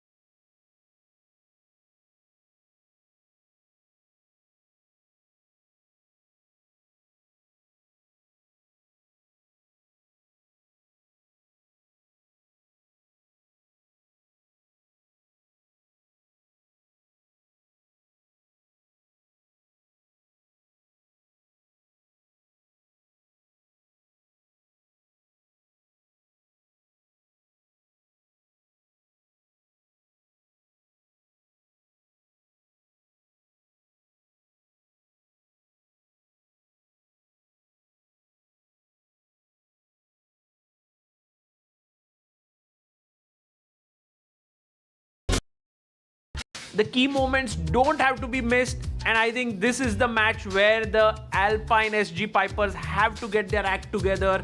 Today, the other team, which was on 0 points in the morning, could not win their game. That was the PBG Alaskan Knights. That shouldn't be the same thing that should happen with Alpine SG Pipers. And I want to shift our focus now to the left side. All the points that you made, about how Alpine SG Pipers are looking for their first match victory. Upgrad Mumba Masters, a completely different trajectory. 100% score. It's been a perfect run for them so far. In fact, getting the biggest margin win as well. A 17-4 victory in their opening match. What a dominant performance that was.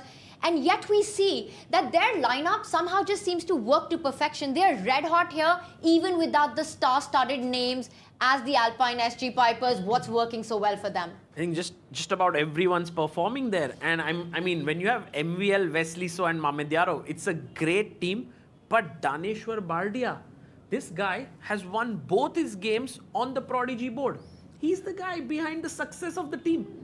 Yeah, especially that Bishop A3 from Ronak was, I think that's what put him on the map. And let's not forget, when you have Humpy... Yes, of course. And let's not forget, when you have Humpy and Harika in the same team, it's a winning team, yeah?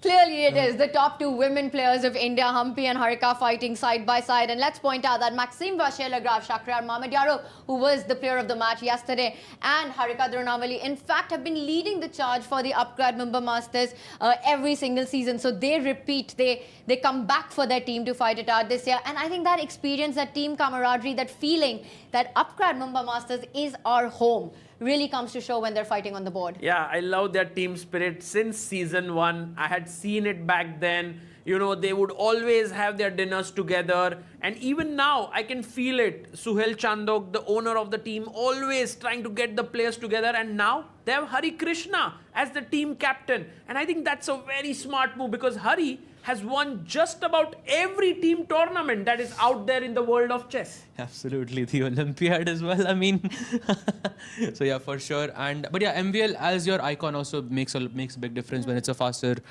format, because MVL, I think multiple world Blitz champion.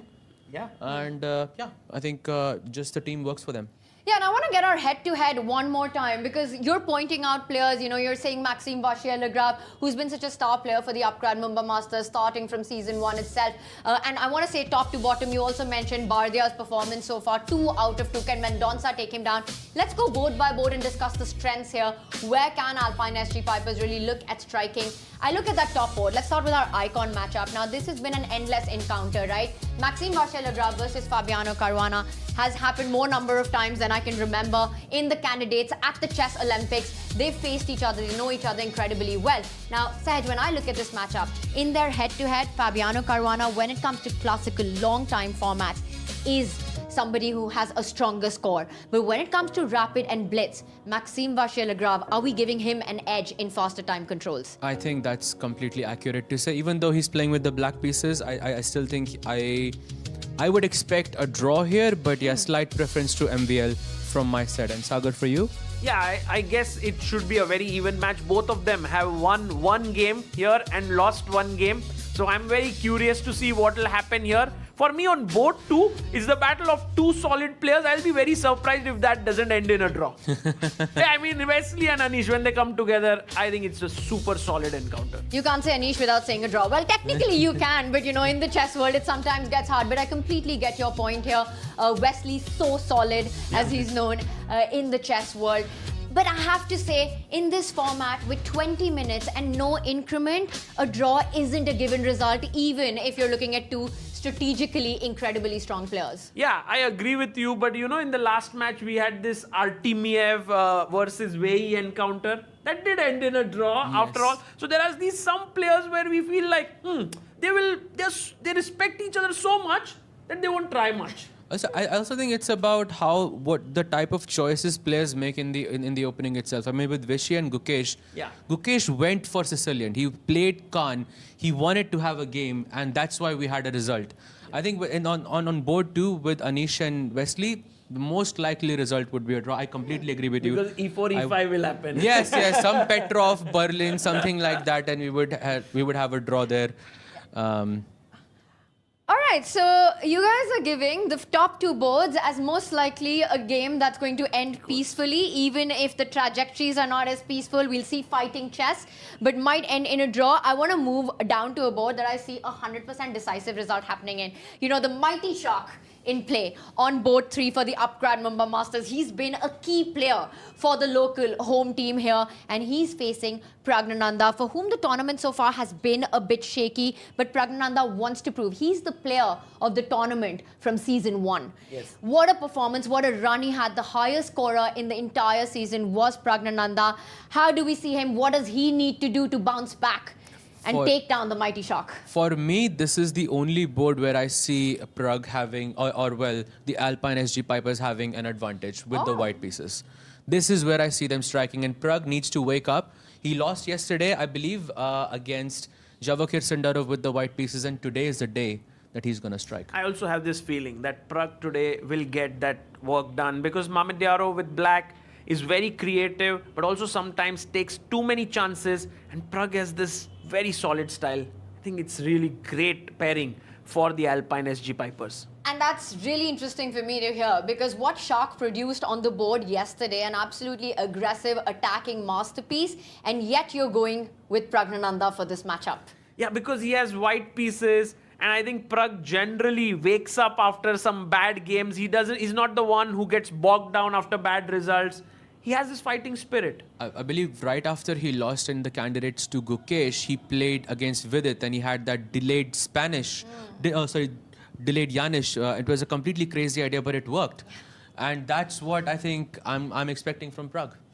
That's going to be a very spicy match. I will tell you that. No peaceful draws in that one when Shakhriyar collides with Pragnananda. But the other board is where my eyes on. I think the women superstar boards has been such a turning point for so many of them. And these two, Sahaj, it is Koneru Humpy versus Hu Yifan, two of the strongest women players of the modern generation. And there's a lot of history between these two, including a battle for the World Championship.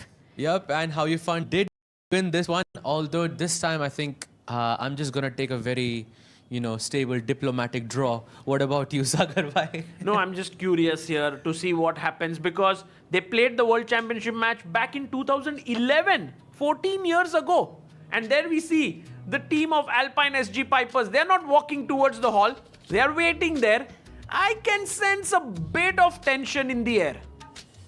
Not just yet. We see Fabi, Anish, Hu Yifan, Nino Batsiashvili, who's been such a star player for the Alpine SG Pipers. 2 out of 2 for Nino so far. But the team hasn't been able to perform collectively as one here. Is this when all of that changes? Is tonight the night where the Giants fall at the Royal Opera House? We see that Leon Mendonça, as he gets ready for his fight against Bardya Daneshwar. They're about to enter the arena alongside Praveen Thipse, their coach. And look at that. It's the Upgrad Mumba Masters, the home team. The crowd loves them. The fans here rooting for them. Maxime vachier-lagrave looks like he means business tonight. And also you can see Wesley and Shak having nice moment. Daneshwar is smiling, Humpy smiling, Harika smiling. Yeah, this is just a little bit of different mood right here, a little lighter note. You can tell which team is leading and just comfortable, and which team has to win today. Right. Absolutely. That's a great point. You know which ones are the top of the leaderboard and those who are yet to get started. What an important match this is for the Alpine SG Pipers. But you take this picture in, you see what you're seeing in front of you. You can feel it that this team is incredibly confident. They know that they have each other's back. They've been playing not individually but as a team, keeping an eye out on the other boards as well, fighting it out till the very end, not only for themselves but for each other. Yeah, absolutely. And each of those players, I think, symbolize just that. And MVL, what a player. Yeah, and the Upgrad Mumba Masters are in Mumbai, so they do feel at home. Entering in here, I'll be curious to see what happens in this matchup. Humpy and Harika in one team. Wow, what a nice scene that is, Tanya. You've played alongside them at team events. What is their equation like, if you could tell our viewers? Incredibly professional players, they know what is required of them. I have played several chess Olympiads in the team, especially with Harika, but with Humpy as well. The Chennai Olympiad, we were all part of the same team. And just having them on that top 2 boards is so calming for the rest of us because we know they got this and we can fight our battles on the lower boards there. So incredible experience as well coming into play. And Harika, of course, she's been a regular. She's been the usual for the Upgrad Mumba Masters, a player they're not letting go of. Yeah, both of them from the first edition. And Tanya, you know, they both have become closer friends since they both became mothers. I think there's a lot common there. They have a lot to talk about, and that's beautiful to see. I think we have to zoom out now. We've been talking about the players, you know, the Upgrad Mumba Masters, their incredible camaraderie, where they're looking at striking, what's working for them. They're red hot so far here in Mumbai, but the Alpine SG Pipers as well, with, you know, their absolute heroic teams, big, big names there, haven't yet clicked. And I'm going to put both of you on a spot. Pick a team that takes this match. Let's start with you, Sahaj. I'm gonna go with Alpine SG Pipers. I think today they are taking down the Mumbai Masters. Oof. You know, for me, I'm from Mumbai, so I've been supporting the Upgrad Mumba Masters deep within. But today, I want the Alpine SG Pipers to win so that it opens up the tournament in a big way. Wow, so you know what the incredible part is? That the Fyers American Gambits just did it. So they need to not look too far into history to feel that, to feel the inspiration to take down the Upgrad Mumba Masters. But of course, it's a big task ahead for the Alpine SG Pipers. Now we've set the board out for you. We've laid out the storylines. Very, very soon, the pieces will be flying on the board. On the other side of this break, we take you to live chess action.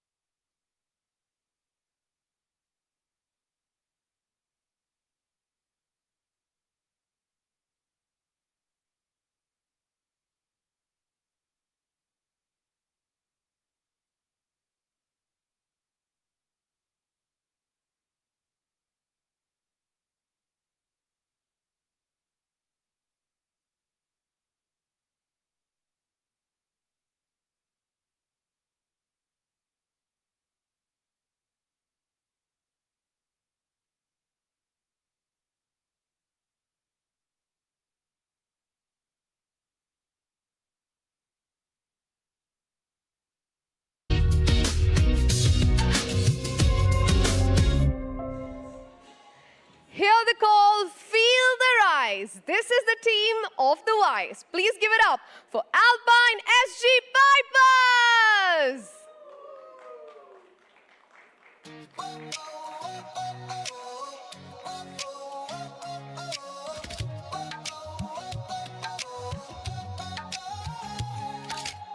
Spotlights burning through the night, legends stepping into the light.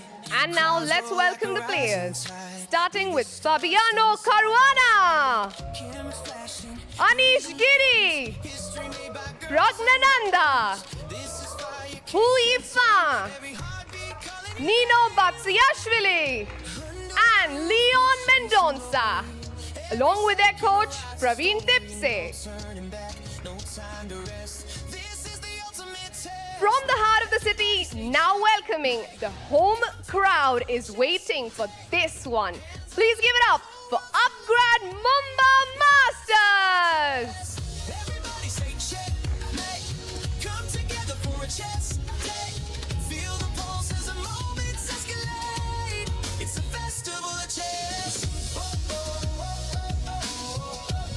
It's a festival of chess. Let's welcome the former World Blitz champion, Maxime Vachier-lagrave, Wesley So, another former World Blitz champion, Shakriyar Mamedirao, the reigning World Women's Rapid champion, Koneru Hampi, Harika Dronavali, and Bardia Daneshwar, along with their coach, Mr. Harikrishna. Please put your hands together for all the players playing in match number 9 today. All the best. You can move on to your board. Thank you. And now for the first move, may I please call upon Mr. Kamlesh Jomanputra, CTO Edelweiss, along with Mr. Hanish Choksi, CEO Beyond Facets. Nayara. And guys are ready for this big encounter between the Upgrad Mumba Masters and the Alpine SG Pipers, the last one of the day. And joining me is Tanya Sachdev. Sagar, super excited as always to be next to you. And look at this clash that we have. Look at the environment. Look at the atmosphere that we have inside the Royal Opera House. Ceremonial moves, it was 1b4. I would be very surprised if we actually see Fabi make this move, expecting him to take it back as the arbiter reminds him that it's time to reset the pieces and maybe go with your own choice. Yeah, maybe if Fabi plays b4, I would be stunned, you know, there. Meanwhile, guys, there's another first move that's happening on the board of Anish Giri and Wesley So.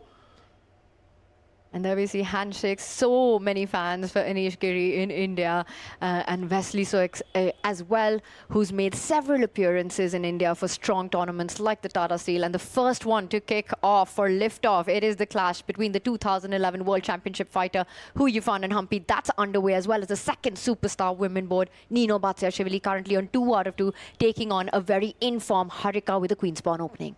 Yes, and here we have the Queen's Gambit declined, while on the Humpy and Ho Yifan board, we have the Italian that's happening, and the moves will flow in a bit. But Tanya, a very interesting opening choice here by both the players. As you can see, the Italian is here. We'll have a very nice fight. When you've got this sort of a roster, this kind of a lineup, that's exactly what we expect, and they always deliver. These two teams currently with a very different trajectory of getting on to day 3. For the Upgrad Mumba Masters, it's been 100% score. They have been perfect as a team. 2 out of 2, 2 match victories. Meanwhile, for the Alpine SG Pipers, it's been the other end of that line, where yet to score a match win, yet to strike with all guns blazing on all their boards. Right, and Tanya, let's get the action on the Nino versus Harika board.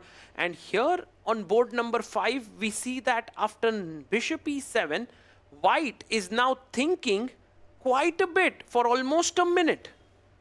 Very fascinating. Traditional chess knowledge, knights before bishops. That's how you want to start development. But here, Harika switches that move order by starting first with the bishop. Will take out her knight next. Anish Giri, meanwhile, does get the lift-off signed by the arbiter and starts with the king's pawn opening. The big board. I'm expecting a decisive result on this one, given their style, Sagar. And Pragnananda immediately responding with the first move, d4, the queen's pawn opening. And where's Fabiano Caruana? I can't see him at the board. I can't see him on the stage as well. Someone tell Fabi, it's time. It's time to get to the icon board. Maxime Vachier-Lagrave, the Frenchman with 3 names. The 2021 World Blitz champion is waiting for you as the world number 3 does come back. And Tanya, look at the opening choice in the game of Pragnananda. If we can quickly just shift there as Fabi gets to his board. It's the London system. Can we have Pragnananda versus Shakhriyar Mamedyarov board 3? And we can show them the opening moves that happened here. It was d4, d5, knight f3, knight f6, bishop f4. And then the queen comes in, attacks the pawn on b2, and Prag goes c4. Wow, this is what we expected. Fireworks from the beginning. Fireworks and how? We will deep dive into that, but first we go over to our icon board, the clash between Fabiano Caruana and Maxime Vachier-Lagrave. That gets underway now. All 6 boards in play, Sagar. Oh, we have the Sicilian Najdorf happening here. Tanya, we're so lucky to see these spicy openings happening. Not the Sicilian Rosalimo or, you know, these dull openings. Nice. Enjoying it. Love it, right? It's the calculation beast, Fabiano Caruana, against the knight of ninja. Maxime Vachier-Lagrave, this has been his bread and butter for almost the entirety of his chess career. He is the biggest expert alongside Anish Giri when it comes to the knight of this opening that's been chosen by black. Yes, and g3, bishop g2, a very safe setup by Fabiano Caruana to fianchetto his bishop. He's playing this calmly. I'm pretty sure he's super well prepared as well. He's saying, bye, Maxime, I am not giving you any of those crazy knight-offs that you want, none of those long theoretical battles. I'm just going to keep things safe. The fianchettoed bishop, as you mentioned, is one of the most solid approaches against the knight-off. You get your king to safety, you develop that other bishop, you bring your queen forward, and eventually, someday, hope to get f4 in as white. Absolutely. And by the way, guys, here we have some moves coming in, but the board hasn't updated yet. Tanya, I would love to go to the Prag Mamedyarov board. Should we do that? We should do that as and when you please, because there's never a dull moment on that one. And I say it, and it's the first board where the queens are off the board. You know, the commentators curse, it strikes. I was looking for a big boom boom fight here, you know, punches. But a queenless endgame, is there still poison in this position? You know, Tanya, you can get boom boom even without the queens. You know, here, without the queens, the knight and the bishop are already developed. The bishop could come out eventually. White pieces are developing very quickly. It could very well happen that white gets a big edge here. Because of the lead in development, as you're pointing out, notice the bishop, notice the knight at the center of the board. And if black was to capture the pawn, guess what? The other bishop comes into play, into a beautiful spot as well. And as we see moves coming in, definitely better placed pieces, symmetrical pawn structure for both sides, but better placed pieces for Pragnananda. Time is of the essence in this one. Don't let Shakhriyar complete his development if you're playing for an advantage. Correct. Yeah, so here Pragnananda has just taken back the pawn, and Shakhriyar is thinking, or has he played his move? I have a question. Do you think this approach by Prag to trade the queens also stylistically plays against Shakhriyar Mamedyarov? You know, we talk about his middle game, we talk about how aggressive he is. You get the queens off the board, and you kind of force him into a territory that perhaps Shakhriyar isn't super happy about. I agree. That's a very smart decision there by Pragnananda. I think, Tanya, for us, it's time to go to the game between Ho Yifan and Coneru Humpy. We see that it's a very typical Italian game. Slow moving. I think this will build up slowly and steadily as we go along. Couldn't agree more with you. I think that's the nature of Italian, that first the pieces come out until there is a central break, either white getting d4 or black advancing the d pawn. That's when it truly explodes. So far, it's pretty much... want to stay in standard territory, but the fact that black has pushed that A pawn, Humpy wants to expand on the queen side, Sagar. She wants to play B5, she wants to go A4 next, bring the bishop out. And I'll point out one idea that I remember from our training camps for the Olympiad that we had studied for black in this position. Oh, spilling all the beans, Tanya. Some of them. You can push those pawns, develop the bishop, and then a sneaky queen maneuver next to the black rook and line it up with the bishop. Targeting that F2 pawn. So this could be a development plan that we might see happen here. Wow. That's cool. That's so cool that Tanya has actually worked with Humpy and Harika for the Olympiads, and we're getting some great insights there. Tanya, one more game. Nino Batsiashvili versus Harika. And here we see a very typical Queen's Gambit declined. Queen's Gambit declined where the center has disappeared from the board. So a lot of trades have happened, and I think this is a similar story to the Pragnananda board where you have symmetrical pawn structure, but there is a slight lead in development as the bishops are nicely placed. The knight comes out. Look at that. The rook captures the open D line right now. Another queenless middle game and another position where white is slightly better. It seems like all the players of the Alpine SG Pipers were like, guys, you know, let's minimize the risk today and let's push still. I think that's a great math strategy, you know, when you're playing against the Upgrad Mumba Masters who are clearly on fire. You know, not only the fact that they've won 2 matches, they won 17-4, their opening match. Dominating performance. You kind of want to get into kind of those positions where you feel, let's play risk-free today. And I think with the white pieces, a lot of their players are doing that. Yeah. That's true. Should we go to the prodigy board between Leon Mendonça and Daneshwar Bardia?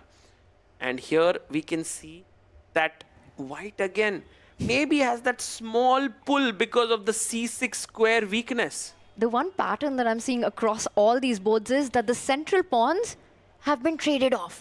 It's on the Prague board, it's on the Harika board, and now on the Prodigy board right here, that C and D pawn, which means open lines where potentially could be a lot of trades. And Sagar, what happened? Tanya, look at this. On our top board, the icon board, the queens are gone here as well. Look at what happened. I mean, we were in for a Najdorf. And in Najdorf, you generally don't trade queens so soon. But here comes A4, B4, knight jumps in, takes, queen takes, rook A7, and all of a sudden, you have a queen trade. Again, this is done by Fabiano Caruana.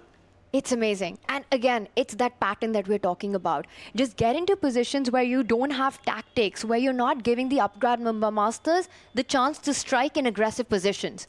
Take that away from players like Maxim, like Shakhriyar Mamedyarov, and just try to play an endgame or play a simplified position at the center. I agree. And now this is very exciting. Let's go to Hoyifan versus Humpy. And there is some action that's happening, Tanya. Oh my God, the position has shifted tremendously.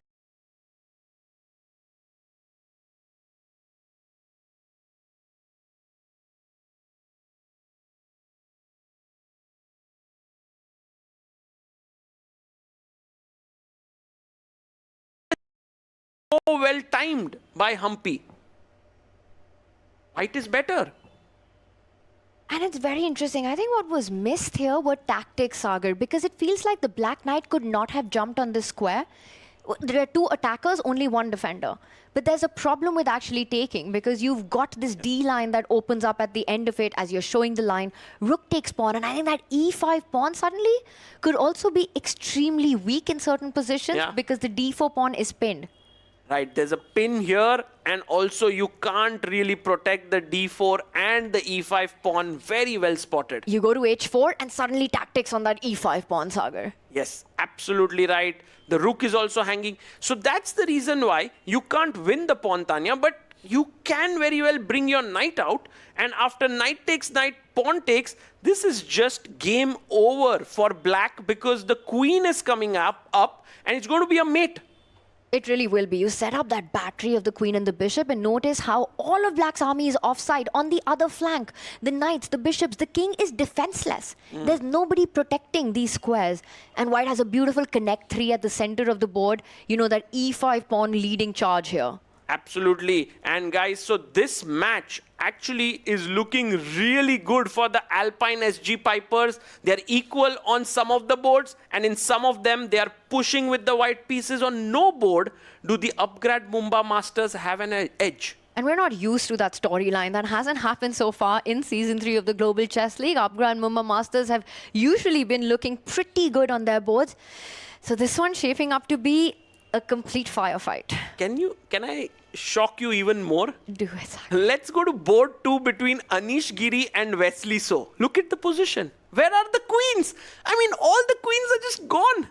I mean, now I'm not even shocked about this narrative anymore. We are seeing this on every single board. It looks like the Alpine SG Pipers said, you know what, if we win the toss, we get the white pieces and we just get the queens off the board as quickly as possible.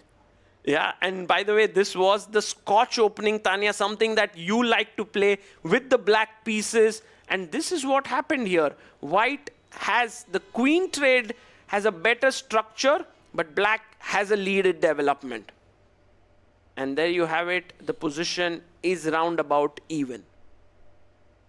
I would agree with even from a human perspective. It starts looking like things are under control. You know, black has this slightly deformed pawn structure on that C line, but with counterplay on that B file, the B2 pawn, notice how that A pawn, which Wesley has pushed, actually creates a weakness on the B file that can be targeted. You know, you can put the rook, line it up, and just make sure that white knight, it's destined to defend it forever. True. Okay. So going to the game of Prag and Mamedyarov. Now, this is the game where we were saying that even though the queens are off the board, white is slightly better. Tanya, if you could explain to our viewers here, why is white better? Throwing all the difficult questions for me. I was hoping you wouldn't ask that, but I will try. You know, Sagar, there is one problem piece in black's position here. It's all about development and piece activity. That bishop that Shakhriyar has on the light squares, it's not only not developed, but it's also stopping the rook from coming to the game. Shakhriyar's bishop on c8. This one. And and look, it just makes sure that that bishop doesn't develop, not giving Shakhriyar the time to go d7 to get that bishop into the game. So essentially, Prag is making an argument that I'm playing against your pieces. Compare the two bishops that Prag has right now. Super active on those diagonals. A beautiful knight at the center of the board. That white rook can at any point jump to c7 once the knight is out of the way as well. So I think it's the piece activity which the evaluation bar is making a case for. Everything equal, just better placed pieces for Prag. Yeah, I love this. Actually, Prag, really a risk-free edge here, but at the same time, he has to be accurate because if black gets e5, e4, bishop comes out, black is fine. So need to be careful of those things. But for now, Prag is doing very well. Meanwhile, Ho Yifan did get her knight out to c3 and Humpy defended it with the bishop coming to f5, Tanya. Can we win a pawn now? Is that possible? Because this time, let's say knight takes knight, pawn takes, bishop takes, rook takes. You don't have the bishop coming out again. It's already traded. Interesting, but it just feels like there should be play. Maybe the queen is the one that makes a case for jumping to the center of the board, Sagar, and also just trying to attack that rook, you know, dislodge that rook, and still some weaknesses that you have to fight and defend at the center. I think also, Tanya, f5 might be a very direct way. Oh no, it's not a good move. It does. I thought about this. My mind was exactly where your head's at right now, but it does weaken a diagonal. You know, I don't like allowing checks. And that can just start feeling a little shaky. But I wonder if queen d5 could potentially be instead a lot more solid instead of f5 in this position. You're right, Tanya. Queen d5 is an excellent move. Getting the rook in, putting more pressure on d4, and that's good compensation. And Ho Yifan, such good understanding. She doesn't take on e4. She plays bishop e3. Ho Yifan is one of the most principled players. You know, her fundamental understanding is so superior. She would never go into these kind of crazy lines. She gets her pieces out. And Sagar, I say we do a quick roundup. We do a bird's eye view of all our 6 boards and see where the teams are finding their chances. Okay, let's have those 6 boards pulled up here with the teams all pitted together. And, well, I can see the white bars doing quite well on our left of our screen, on both the boards, and then on the bottom right as well. Tanya, I think a couple of boards. I mean, no queens. I can't see queens anywhere. So the top left is Pragnananda trying to push in that endgame with a slight edge, beautifully placed bishops against Shakhriyar Mamedov, and its bottom right, it's Huyifan versus Koneru Humpy. Yeah. Once again with a position where the black knight for Humpy at the center of the board looks very beautiful, but is the one that can be targeted at the right time. Yeah, let's get back to the game here. Let's go to board number 1 between Fabiano Caruana and Maxime vachier-lagrave, the icon board here. And Tanya, you can see that the white rook is well placed here, defending your own pawn, putting pressure here. Do you feel that Fabi has enough here to pose problems to Maxime? It's a great question. Optically, when you put this position, it almost feels like White's rook is beautiful on d5, and that's the post that Naidov's fights are usually revolving around. Who can control this square? But you really want a minor piece there. You don't want a major like your rook or queen there, which can easily be kicked out. Imagine the king moving one step forward and the knight falling back to hit that rook. And suddenly the d pawn can also move ahead. You're feeling weak on that a5 weakness. If we highlight that, that's a red hot weakness in Fabi's camp. I think if Maxime is able to push that rook out of that d5 square, he's definitely got something to play for here. Very cool, very cool. The only thing here is that the white knight could very well come in and plug the weakness here. So it's a very complex position. And I want to ask you, in these team battles, right, we've got this incredible icon board. How much of a role does that play when the other team members sort of see this position or see this game psychologically to adapt to that? How crucial is this match between these two players who've played against each other endless number of times for the rest of the team? I think it was you, Tanya, who said that yesterday whoever won on the icon board, that team lost. So, while this board is very important, it's very, very critical to play well on all the boards. And for now, I think this game may very well go into a draw or an equal position. Let's go to Prag game, board number 3. Pragnananda. Oh my God, what we just spoke, Tanya, has happened here. We left it off when the rook was on e8. Then came knight e4. He took, pawn pushed forward. I was like, this should be avoided. But Prag was like, Sagar, you don't understand chess so deeply. Pawn push. And now this position is somehow very much better for white, because look at all those pieces so active now. And what a stunning last move by Pragnananda is with, as a bait, that a2 pawn. But watch out, that's the mouse trap. You lure the bishop in and then you shut the gate on it, Sagar. You go b3. That would be a piece trap right there. The rook sliding in next to win it. So even though that pawn is on pre, should not be captured. Not even to mention that f5 is hanging as well. Yeah, this one is not looking good for the Upgrad Mumba Masters. Pragnananda, leading from the front. He's like, I'm going to win this for my team. And when Prag will strike, I think it will really help the team. This is huge. Sagar, this one is big. Shakhriyar Mamedov has been the key player, the star player of the Upgrad Mumba Masters. And again, it comes down to that match strategy. You're playing against somebody as aggressive as Shak. You get the queens off the board and get him into this endgame and just say, you know what, it might be equal. It might look toothless and harmless, but that's slight lead in development. You still have problems to solve, and Shakhriyar hasn't been able to solve them so far. No, for sure. This one is going down the losing way for Shakhriyar here. Meanwhile, another game that's big trouble for the Upgrad Mumba Masters is Huyifan versus Koneru Humpy on board 4. Tanya, it's just looking tough, but Humpy's last move was knight to b4, attacking the bishop on c2. You don't want to lose that bishop.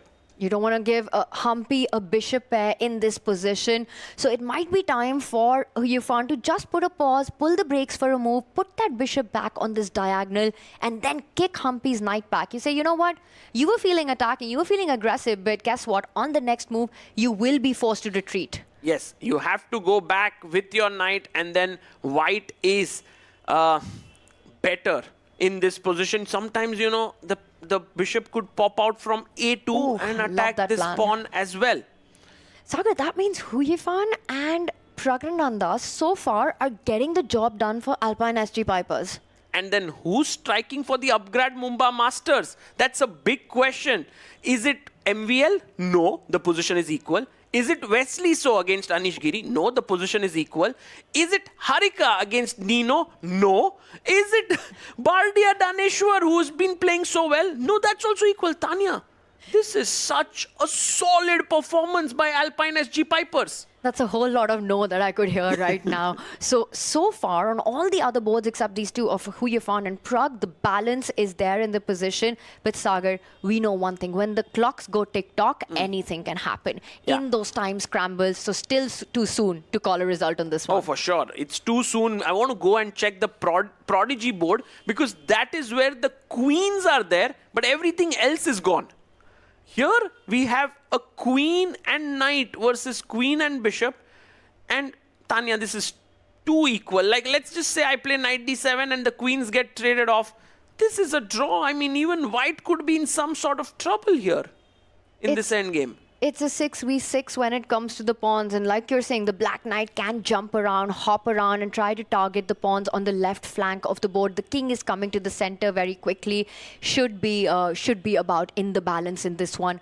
So looks like Mendonça is taking care of his position with the white pieces, and Daneshwar also doing fine. Yes, and on board 5, Nino Batsiashvili and Harika. I'm pretty sure that this one will end in a draw. There's nothing much happening, but if something's happening, it's in white's favor because this pawn could be slightly weak. And it's also the double pawn. The whole right side, you can feel that Harika might not love her pawn formation, but is that enough to actually push for something real? If you're Nino, she first sidesteps the king away from that open line in the center. So no pins, no pressure on that bishop. And Harika, immediately, I saw her respond there, Sagar. Yeah. I am going to challenge you on the open line, not allowing the rook infiltration. Yes, and this one is heading towards equality. Oh, let's go to Prag's game. Let's stick here. He has already won a pawn. Let's just back up a couple of moves, Tanya. After knight jumped in, there was pawn to g6 to bolster the pawn on f5. After takes, he goes rook c7, attacking this pawn on b7. Bishop goes back. I take the pawn, and after trades, here, this is the live board position. So Pragrananda has an extra pawn, and it is a passer on that right flank. The 2v1, the 2 versus 1 that we see, it's all about pushing those pawns. There's also a weakness of the red one that you're highlighting there. Pragrananda, this at that level has to be close to a winning advantage, Sagar. Yeah. Do you think he gets this in the bag? Will he get the ball over to the back of the net? 100%. I think Prag, this is just the kind of positions he loves. He loves technical endgames, and even if there was equal pawns, Tanya, I would have said Prag will have chances with his bishop against knight, but here he's just a pawn up. And that's a great point you make, because usually in chess, when there is an endgame with this dynamic of bishop versus knight, and there are pawns on both sides of the board, both flanks of the board, a long-range piece like the bishop is much more powerful than the knight. Absolutely. And so, by the way, if there's one guy who's starting to make some headway for the Upgrad Mumba Masters, it's the icon board, MVL, starting to get slightly better here, Tanya, because the d6 weakness is gone, d5 break has come in, the knight is active. You had mentioned about the a5 pawn being weak. It's all coming together for black. And Sagar, I think it happened exactly the way we were mentioning. The king moved forward, the knight fell back. If we just do a quick action replay from where we left it last, all about that d5 square that we were highlighting. Nice, Tanya. You're like the fortune teller. You just got everything correctly there. Rook b5? It's a very thematic idea. And you pointed out the a5 weakness. That's what he's going for now that the rook has been pushed back. This is maximizing vachier-lagrave at play right now. Because he's just getting all his pieces into the game. Also, watch out now for that c3 square that has been left for the black knight to jump on. This is looking good for the Upgrad Mumba Masters. Definitely progress here. Yes. And so the Upgrad Mumba Masters should definitely hope that MVL will strike gold here, because Ho Yifan and Pragnananda are doing really well on boards 3 and 4. Let's go to Ho Yifan's game. And we had some updates there. The knight jumped in. The bishop dropped back. There was pawn to c6. Knight came back to d2, trying to challenge this knight here. And Humpy went wrong with Queen H4, Tanya. A3 kicking the knight. And this is the live position. And Sagar, even though our computer did not like Humpy's move, I will say from a human perspective, it starts to look a little crazy, scary even. You can imagine a rook left by Humpy. Rook e6, rook g6, line it up against the white king. You're eyeing that h3 soft spot as well for a sacrifice. Humpy's basically saying that, you know, I'm going all out on that right flank. I'm going to try to create an attack here. Yes, but you know, Tanya, look at this move. I think this is just insane. I don't know if any human being can find this. But after takes here is an incredibly wonderful move. By the way, we have a result. On board 2, there's a draw between Anish Giri and Wesley So. I told you, bhai. This was bound to happen. You did call that one out, Sagar. You said Wesley versus Anish will end peacefully at the Too start. much respect. You and Sahaj both had this prediction. Yes. And both very positional, strategic players, again, who have so much experience against each other. And like you said, so solid. Yeah, they just are like, okay, you know, we just knew the opening and stuff. So draw, very logical result there. Meanwhile, guys, here is the move that I was talking about in the Humpy game. Pawn to f4. And you know, you can't take en passant, Tanya, because bishop takes f5 is a free bishop. Can Hou Yifan find it? That's the question. Hou Yifan, the second strongest ever female player in the history of the game, only after second to none other than Judith Polgar. And look at that, step 1, Sagar, step 1, will she go f4 for the score? She's doing it. And then if she gets f4, she might very well try for later g4 and as well. Sagar, the problem is after f4, you're disconnecting the black queen from defending that central pawn. Hou Yifan, if she finds this idea, she's just going to be up a pawn. Yeah, you can't defend it anymore. She's clearly better, although I think a more human idea, Tanya, is to jump with your knight to c4 and d6. But if she plays f4, we'll be like, you know, Hou Yifan, she's playing like an engine today. She's playing too well. She's a very strong player. The thing is, f4 is such a direct approach, but you might feel you're weakening your king just a little bit. But I have a feeling that Yifan feels it's time to cash in. She's positionally very well in this position, you know. Look at that knight at the corner of the board. The black knight stuck there. The rook still not in the game. That bishop blocked by the d4 pawn. She might go for the direct approach with f4. Okay, let's see if that happens. But while this is happening, Tanya, Nino Batsiashvili on board number 5 is also in a better position against Harika. We said that this game would end in a draw. I felt that that would be the result. But Harika gave up one pawn and now she's actually got back her pawn. But this rook endgame is tremendously dangerous. In fact, it might be objectively lost because of this extra pawn here and the better placed king. And that king is about to come up the board as well. And I thought there was some sort of a situation there, but she does take the bishop. She gets the king up the board. And now, is it time to start targeting that b5 pawn? I'm expecting Nino to land her rook in front of that b pawn that looks Here or here, Tanya? I would be tempted to put it to b6. But you know, if you play to b6, rook c5, and black is okay. But if you play a rook to a5, and now I play rook c5, then after a4, white wins. Yes, that is the right execution of the plan. And Nino does not play it. She instead goes to block that pawn. She takes away the c5 square. She's now threatening to attack it on the next move. But now Harika can go rook g4. She can start attacking the white pawns and then defend this way. I think Harika will get the half point here for the Upgrad Mumba Masters. A small miss there by Nino. She got her chance, but she didn't take it. And Sagar, as we're going into time trouble territory, you know, the time scrambles that are coming up, let's get a bird's eye view. Let's go into a shift of the 6 board scene so that we can really see how the teams are faring against each other. We see that on that top left, Pragnananda in full control in this endgame. So that's good news for the Alpine SG Piper, Sagar, and that bottom right board still a huge advantage for Hou Yifan. Those are 2 6-pointers then. Yeah, we need to change one of the boards. There is no junior board here, but that is equal. So, by the way, if we go quickly to the Pragnananda game on board 3, we will see that Prag is doing this in style. We had a few moves here. Prag broke here with the move G4, which is so beautiful, breaking the structure, making another weakness. And look at that bishop. It hits that knight. Oh, this is stunning. Look at the way Prag has pretty much killed Shakhriyar's rook to the corner of the board. We spoke about the problem pieces for Shak. It was the bishop. It came out, had to give up a pawn. And now that rook is stuck. The white rook is about to slide all the way to 7th heaven. Oh my goodness. And once this rook gets here, the pawn moves forward. It might well be a mating attack, Tanya. I say we stay here because this game might be ending any moment, Sagar. Sure, we can stay here. I'll keep an eye on the other games. It's all looking very much in control for the Alpine SG Pipers. I don't even see where the threats are coming from. Even MVL, who was slightly pushing with black on board 1, is equal now. G5 played. He kicks the knight out only to follow it up with the rook if it's allowed to infiltrate. And I think Shakhriyar has to stop it. He has to move the knight to a square where it can control the C7.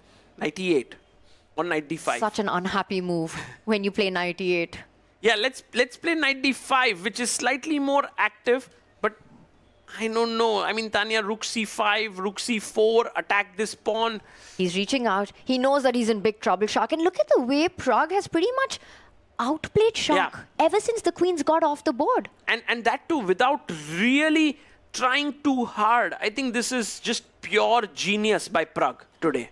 He does jump in to the center of the board, but that knight, one thing you have to be careful about, Sagar, do not get tempted to pin that knight on the d file. Oh, yes. If rook d1, Bishop's Tanya. hanging, everything's hanging, knight jumps all over. Brilliantly spotted here. The rook is hanging. So, okay, knight d5.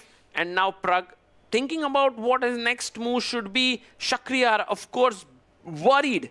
Tremendously worried at this point. But Tanya, we need to go to the icon board. Let's do it. MVL is actually now again better. And this time, can he make it into a tangible advantage for himself? And Sagar, look at the clocks as well for Fabiano Caruana. He's down to 2 minutes. Maxime Vachier-Lagrave, the former World Blitz champion, a speed monster. Yeah, he's an absolute speed monster here. And he's playing so well. He won that pawn, Tanya, on a5 we were talking about. Gaya. Mar gaya wo. And black is a pawn up. Maxime Vachier-Lagrave is playing at the speed like a Mumbai local right now. You know, he's fast local. Very fast local. And the white knight jumps in right now as Fabi tries to fight. G7 is threatened. Knight takes pawn ka idea. Watch out for that. Just kick the knight away with G6. And guys, if there's someone who can save the Upgrad Mumba Masters today, it is MVL. If he can do that, I don't know if it would be enough, but he must do it. It's full pressure on him. He has to feel the responsibility on his shoulders as some of his other teammates are in trouble right now. He knows when you're playing against Fabi, you need to put pressure on the board and the clock. He was quickly about to make a decision. He does fall back with the rook, defending that pawn, Sagar. Yeah, and maybe the advantage slightly slips, but it's still very much under control. Tanya, I want to take our attention to Ho Yifan versus Humpy because the #1 player in the world, Yifan, is crashing through today. She has a huge position. And look at these black pieces. They're not even playing. I don't know what pieces you're talking about. Those pieces are totally offside when all the action is happening on the right flank. And now watch out. Sacrifices on that 8-6 pawn is what Yifan has hinted at. Bishop takes pawn. Would be game over. There'd be checkmate to follow if that's allowed. Right, and that looks really deadly right now. Humpy is in big trouble. So actually, the Alpine SG Pipers are striking on 2 boards. Prag on board 3 and Ho Yifan on board 4. So you need 2 wins for the Upgrad Mumba Masters. That's not looking... I mean, MVL could try on board 1, but who's the other guy? Who's the other player? Not Harika. Is it Danishwar Bardia? Well, it might be, but for the Upgrad Mumba Masters, 1 board at a time. Even this is far from winning for Maxime. He's pushing it. He's up a pawn right now, but so many pieces that gives Fabi enough counter chances to fight back. I agree. Fabi will fight here. I want to quickly check the Prodigy board. Right now, Daneshwar Bardia with the black pieces. I don't know if he has seen what's happening in other games, and he's feeling that I need to play for a win here. And Bardia has been the superstar for the Upgrad Mumba Masters. He's been masterful in his performance. 2 out of 2 so far for the team. He's playing with the black pieces, but that king on g6, is it feeling the heat right now? Yeah, it looks a bit weak, Tanya. I mean, check could come in at any point. There could be a pawn push to just smoke the king out. Maybe it's also looking good for Leon here. This game is one for all 3 results, and draw is the least likely of them. I agree. It's going to be a fantastic battle, and coming down to 2 minutes now for Mendonça. Sagar, I think we go back to the Humpy Huyufan board. Okay. Because I do see a sacrifice has happened there. Oh my goodness. She's given up the bishop. She's given up that. She went king g8. Boom by Huyufan. Takes here. Queen takes. There's a mate threatened here. So f6 played. But how do you finish it off, Tanya? Huyufan is going to show us the way. She simply captures the pawn. She's hitting that defender queen, which has to stay on the board. Queen f7, keeping it close to the king. Is there a knockout punch here? Yeah, there should be. There's bishop g6 ideas. I love mean, that move. There's also rook takes e8, queen g5 check. Oh, this is the way, Tanya. Rook e8, I give you a check, and then you move the king somewhere, and then I go bishop g6. Very strong, but Yufan goes for a different approach. She plants the rook on e7 instead. Oh, wow. She's saying, come and take it, because if you were to capture the rook twice... Take, and take. There's a check here, and game over. Game over. I think Humpy might resign here. Oh, can we go full screen on the players right now? This might be the first point for the Alpine SG Pipers coming from Huyufan right here. What a move by her rook e7. You have to trade. Yeah. You can't allow that rook to live there. Humpy does it. Humpy takes here, fe7, and resignation there. What a win for Huyufan, her first win at the Global Chess League 2025. And what an important moment to get it. You're bottom of the leaderboard. Your team needs you to show up, and Huyufan is the first to set the tone for the match. Alpine SG Pipers in the lead, 1-4. And Tanya, on board 1, Maxime vachier-lagrave now seriously better. It's so complicated, this game, but trade, and a serious pawn up position for black. This is the board that Maxime, the Upgrad, have to strike here. They have no other option because they're going to go down on 2 boards. Yeah. Huyufan has won. Prag's about to win. Can Maxime do it? Prag is winning. Maxime is trying. I'm keeping my eye on the Nino versus Harika game. It's going to end in a draw. The only hope for the Upgrad Mumba Masters to try and win this match is if Daneshwar Bardia strikes on last board. Otherwise, the Alpine SG Pipers take it home.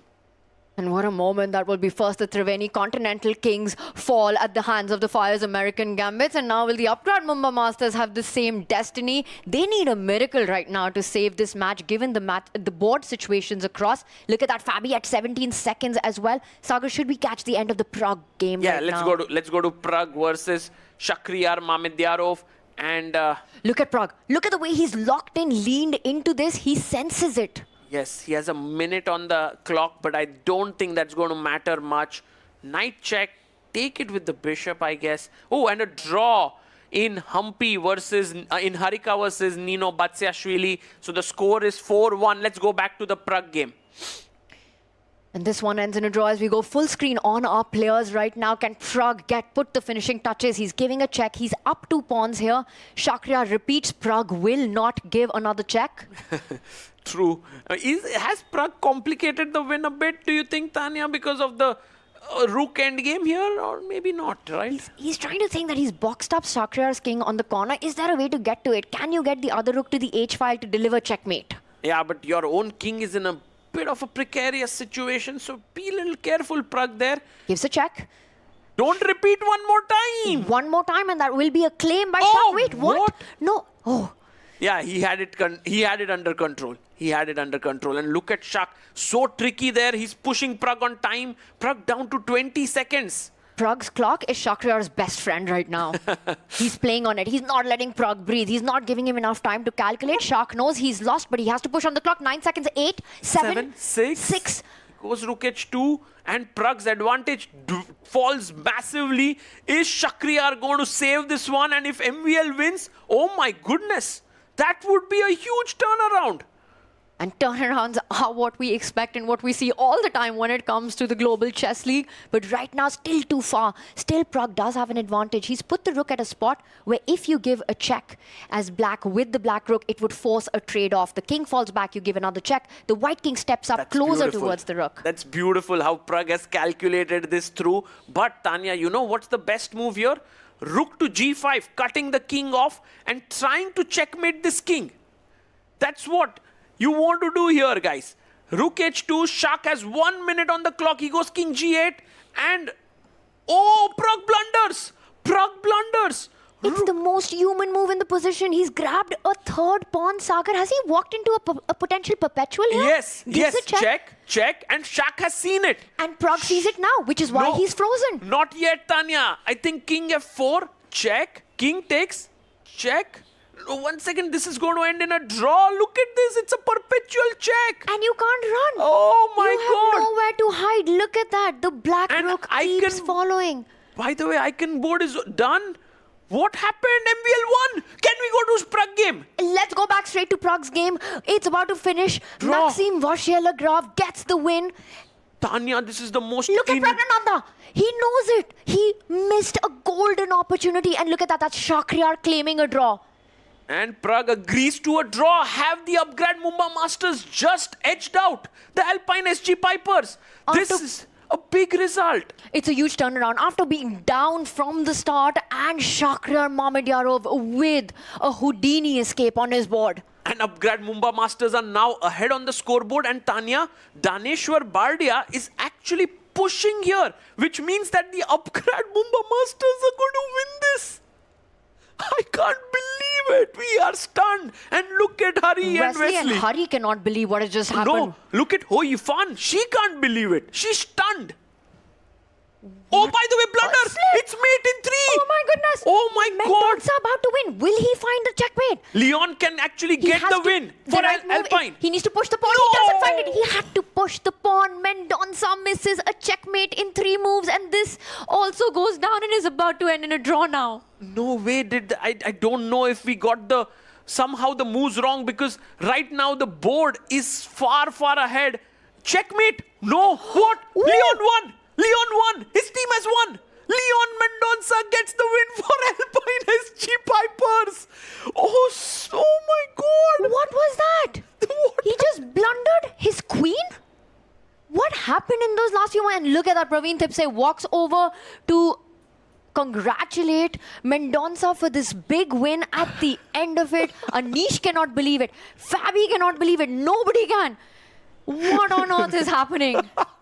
You know, Shak and MVL, these two guys played so well for the Upgrad Mumba Masters, but in the end, the hero for the battle was Leon Mendonça. The Alpine SG Pipers have won it, Tanya. Unbelievable. And for the Upgrad Mumba Masters, it is heartbreak for Alpine SG Pipers. They can celebrate as they get their first win. And Sagar, this was an absolute roller coaster. Absolutely. I agree with you, Tanya. A complete roller coaster here. 2 wins for the Alpine SG Pipers. So that's 6 points, 3 draws, which means they go to 9, while the Upgrad Mumba Masters get only 7 points. And maybe at some point, maybe in the post-show, we would love to show some of the analysis here, because it was incredible.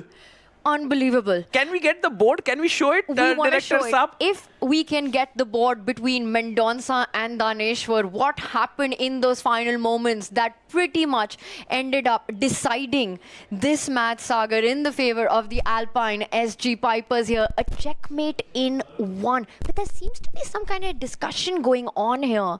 They're discussing, I think, what happened on the icon board? No, they're just analyzing. It's just them analyzing this, but actually speaking, guys, the match is done here. And if we can go to the board number 6, which was Mendonça versus Daneshwar, that ended up... Yeah, the Prodigy board. The Prodigy board. Can we just have the analysis board? That would be incredible to just analyze along with watching the video there on the was side. a checkmate in one, Sagar. At the very end, Bardya Daneshwar, who has been the player for Upgrad Mumba Masters, allowed a mate in one from an equal position. Absolutely. And checking procedure. And it was right here. Yeah, and by the way, the players are Tanya, but just we can show this very quickly. Bishop goes back, queen takes, h5, king g5, it's still equal. And then... Don't blink, you'll miss it. Just see what's about to happen. He makes a mistake, but it still goes on. The queen's threatening a checkmate from this side. The black knight comes in with a check. Stops that mate, but guess what? Now he makes a one-move blunder, allowing a mate from the other side of the board. Checkmate. That king on h4, and with that win, it was the Alpine SG Pipers taking down the Upgrad Mumba Masters. This season, the tournament, the Global Chess League, wide open now. Yeah, absolutely, guys. And in the end, they were playing so quickly that the DGT moves were so wild. And I think Leon Mendonça should get the player of the match award. I mean, he is the MVP. He played so well. Leon Mendonça there, just outstanding. And it's a tough pick, Sagar. It's a tough pick. Will it be Maxime Vachier-lagrave, who might be, but the thing is his team also went down to lose. I mean, Ho Yifan played a brilliant game, so we could, but somehow Leon, under that pressure, Tanya, that last moment he found the checkmate, he deserves it. I agree with you. I think between Hu Yufan and Leon Mendonça, these are the two players. It will be an MVP between one of them. What a performance by the Alpine SG Pipers, taking down the Upgrad Mumba Masters 9-7. An absolute roller coaster of the match, and we will be back with all the action live from the players. You stay tuned with us.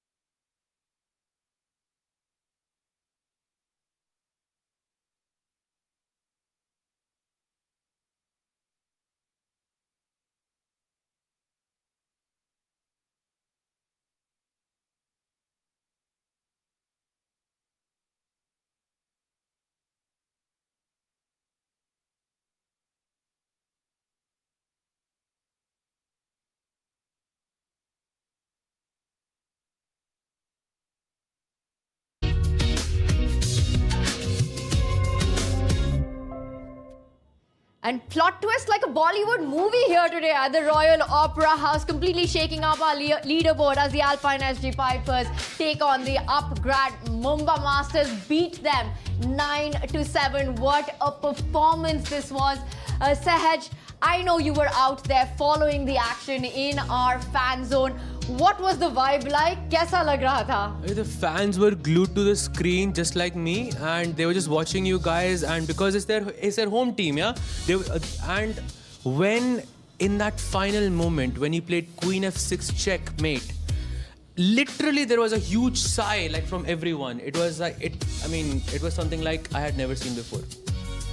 And the Alpine SG Pipers were almost like they were so smoothly winning, then at some point they were almost going to lose this, and then they won it in the end. Maza aa gaya. Prague also, that bunch of checks, what happened there? Kitna sundar draw tha. It was so beautiful. It was a crazy match, up and down, left and right. Kya hi ho raha tha? The bar going crazy. Maza aa gaya. And for more maza, we head over to Arohi to award the player of the match. It is the day of surprises. It is the day of broken streaks. Hello and welcome to the post-match presentation ceremony of match number 9, played here this evening between the Upgrad Mumba Masters and the Alpine SG Pipers. To present the award, joining us this evening is Mr. Sameer Vicharia from Tech Mahindra.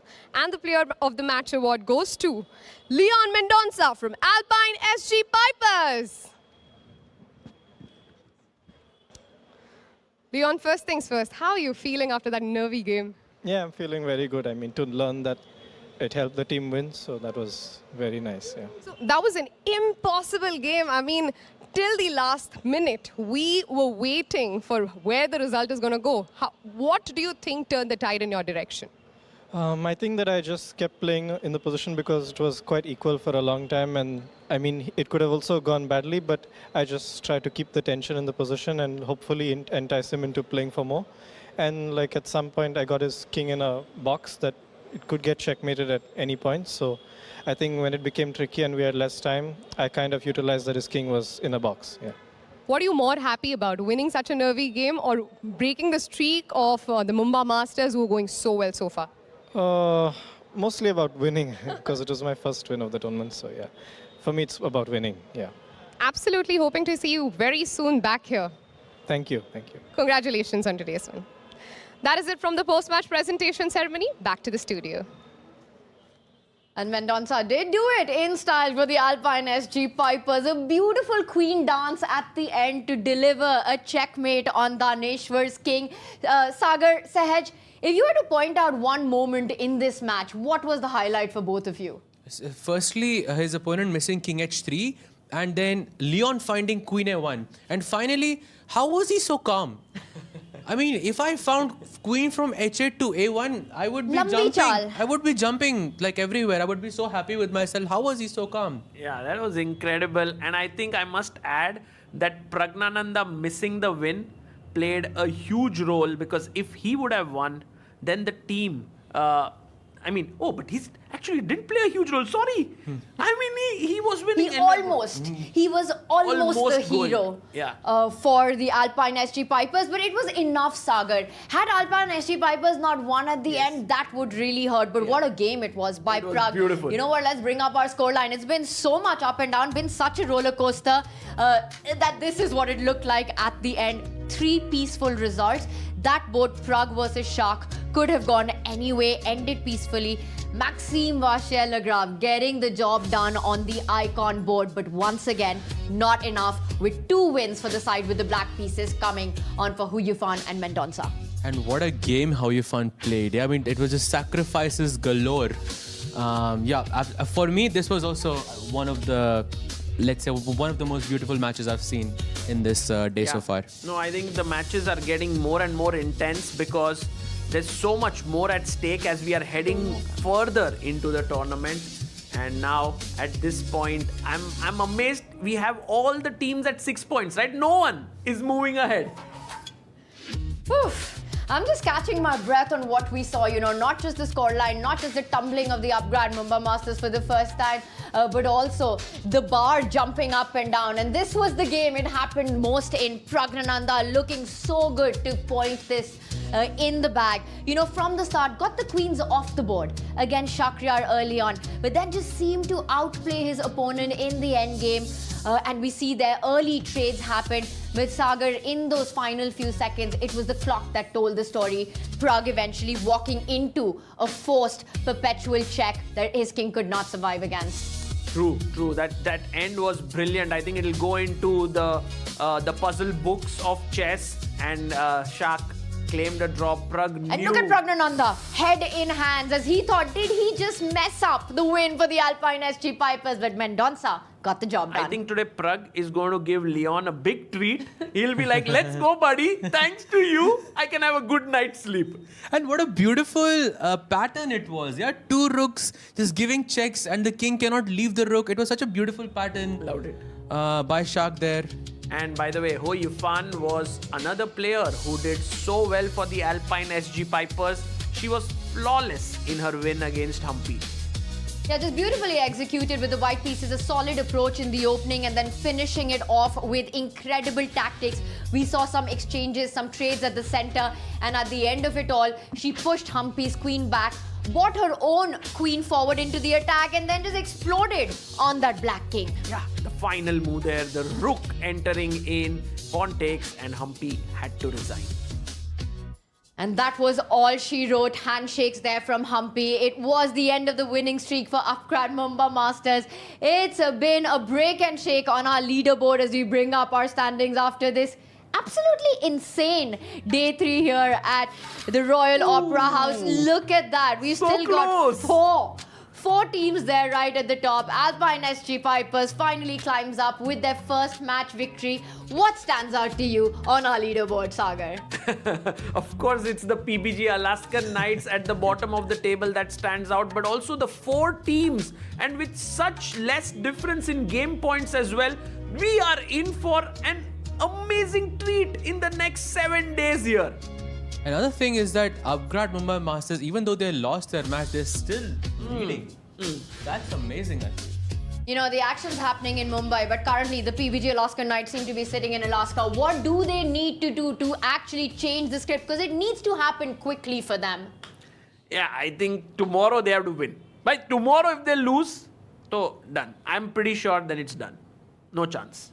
I'm still with you on this one that they need to have some team activity together, like just to change the mood. What would you recommend in Mumbai? Some dinner, yeah. I mean, you are from Mumbai, Sagar. You should. I'll tell you what they should do. They should right now try to get into the local train that's heading in the direction where everything's crowded. Just help each other, and they're like, "Oh, we survived this. Let's go tomorrow. We'll survive anything."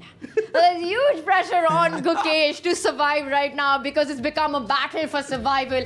Let's quickly bring up the action that's coming up on day 4. Tomorrow, this is what we have on the menu for everyone. It is the Fyers American Gambits taking on the Alpine SG Pipers. What a performance by both these teams, taking down the 2 giants today. It was the Fyers who beat the Triveni Continental Kings and the Alpine SG Pipers breaking the Upgrad Mumba Masters. We'll follow that up with the Alaskan Knights. A do or die for Gukesh's team right now up against the Upgrad Mumba Masters. You know, you're on 0 on the leaderboard, and guess what your reward is? You play one of the strongest teams. Yeah, it's going to be tough for the PBG Alaskan Knights, but they have to start there, and then the Triveni Continental Kings take on the Ganges Grandmasters, perhaps the 2 teams that are playing really solid chess here. I'm taking Triveni in that one for sure. That's a safe choice. Yeah. Oh, what a day of chess it will be as we go on to day 3 tomorrow with all the matches starting with Hikaru versus Fabi. We'll have Gukesh taking on Maxime vachier-lagrave, Alireza against Vishy Anand. That's only on the icon board. And of course, all of that is coming tomorrow as the race to the finish line heats up at the Royal Opera House. It's a sign-off from us here for tonight. We'll be back with all the chess action from the epic team battles happening in Season 3 of the Global Chess League. We'll see you then. Have a good night.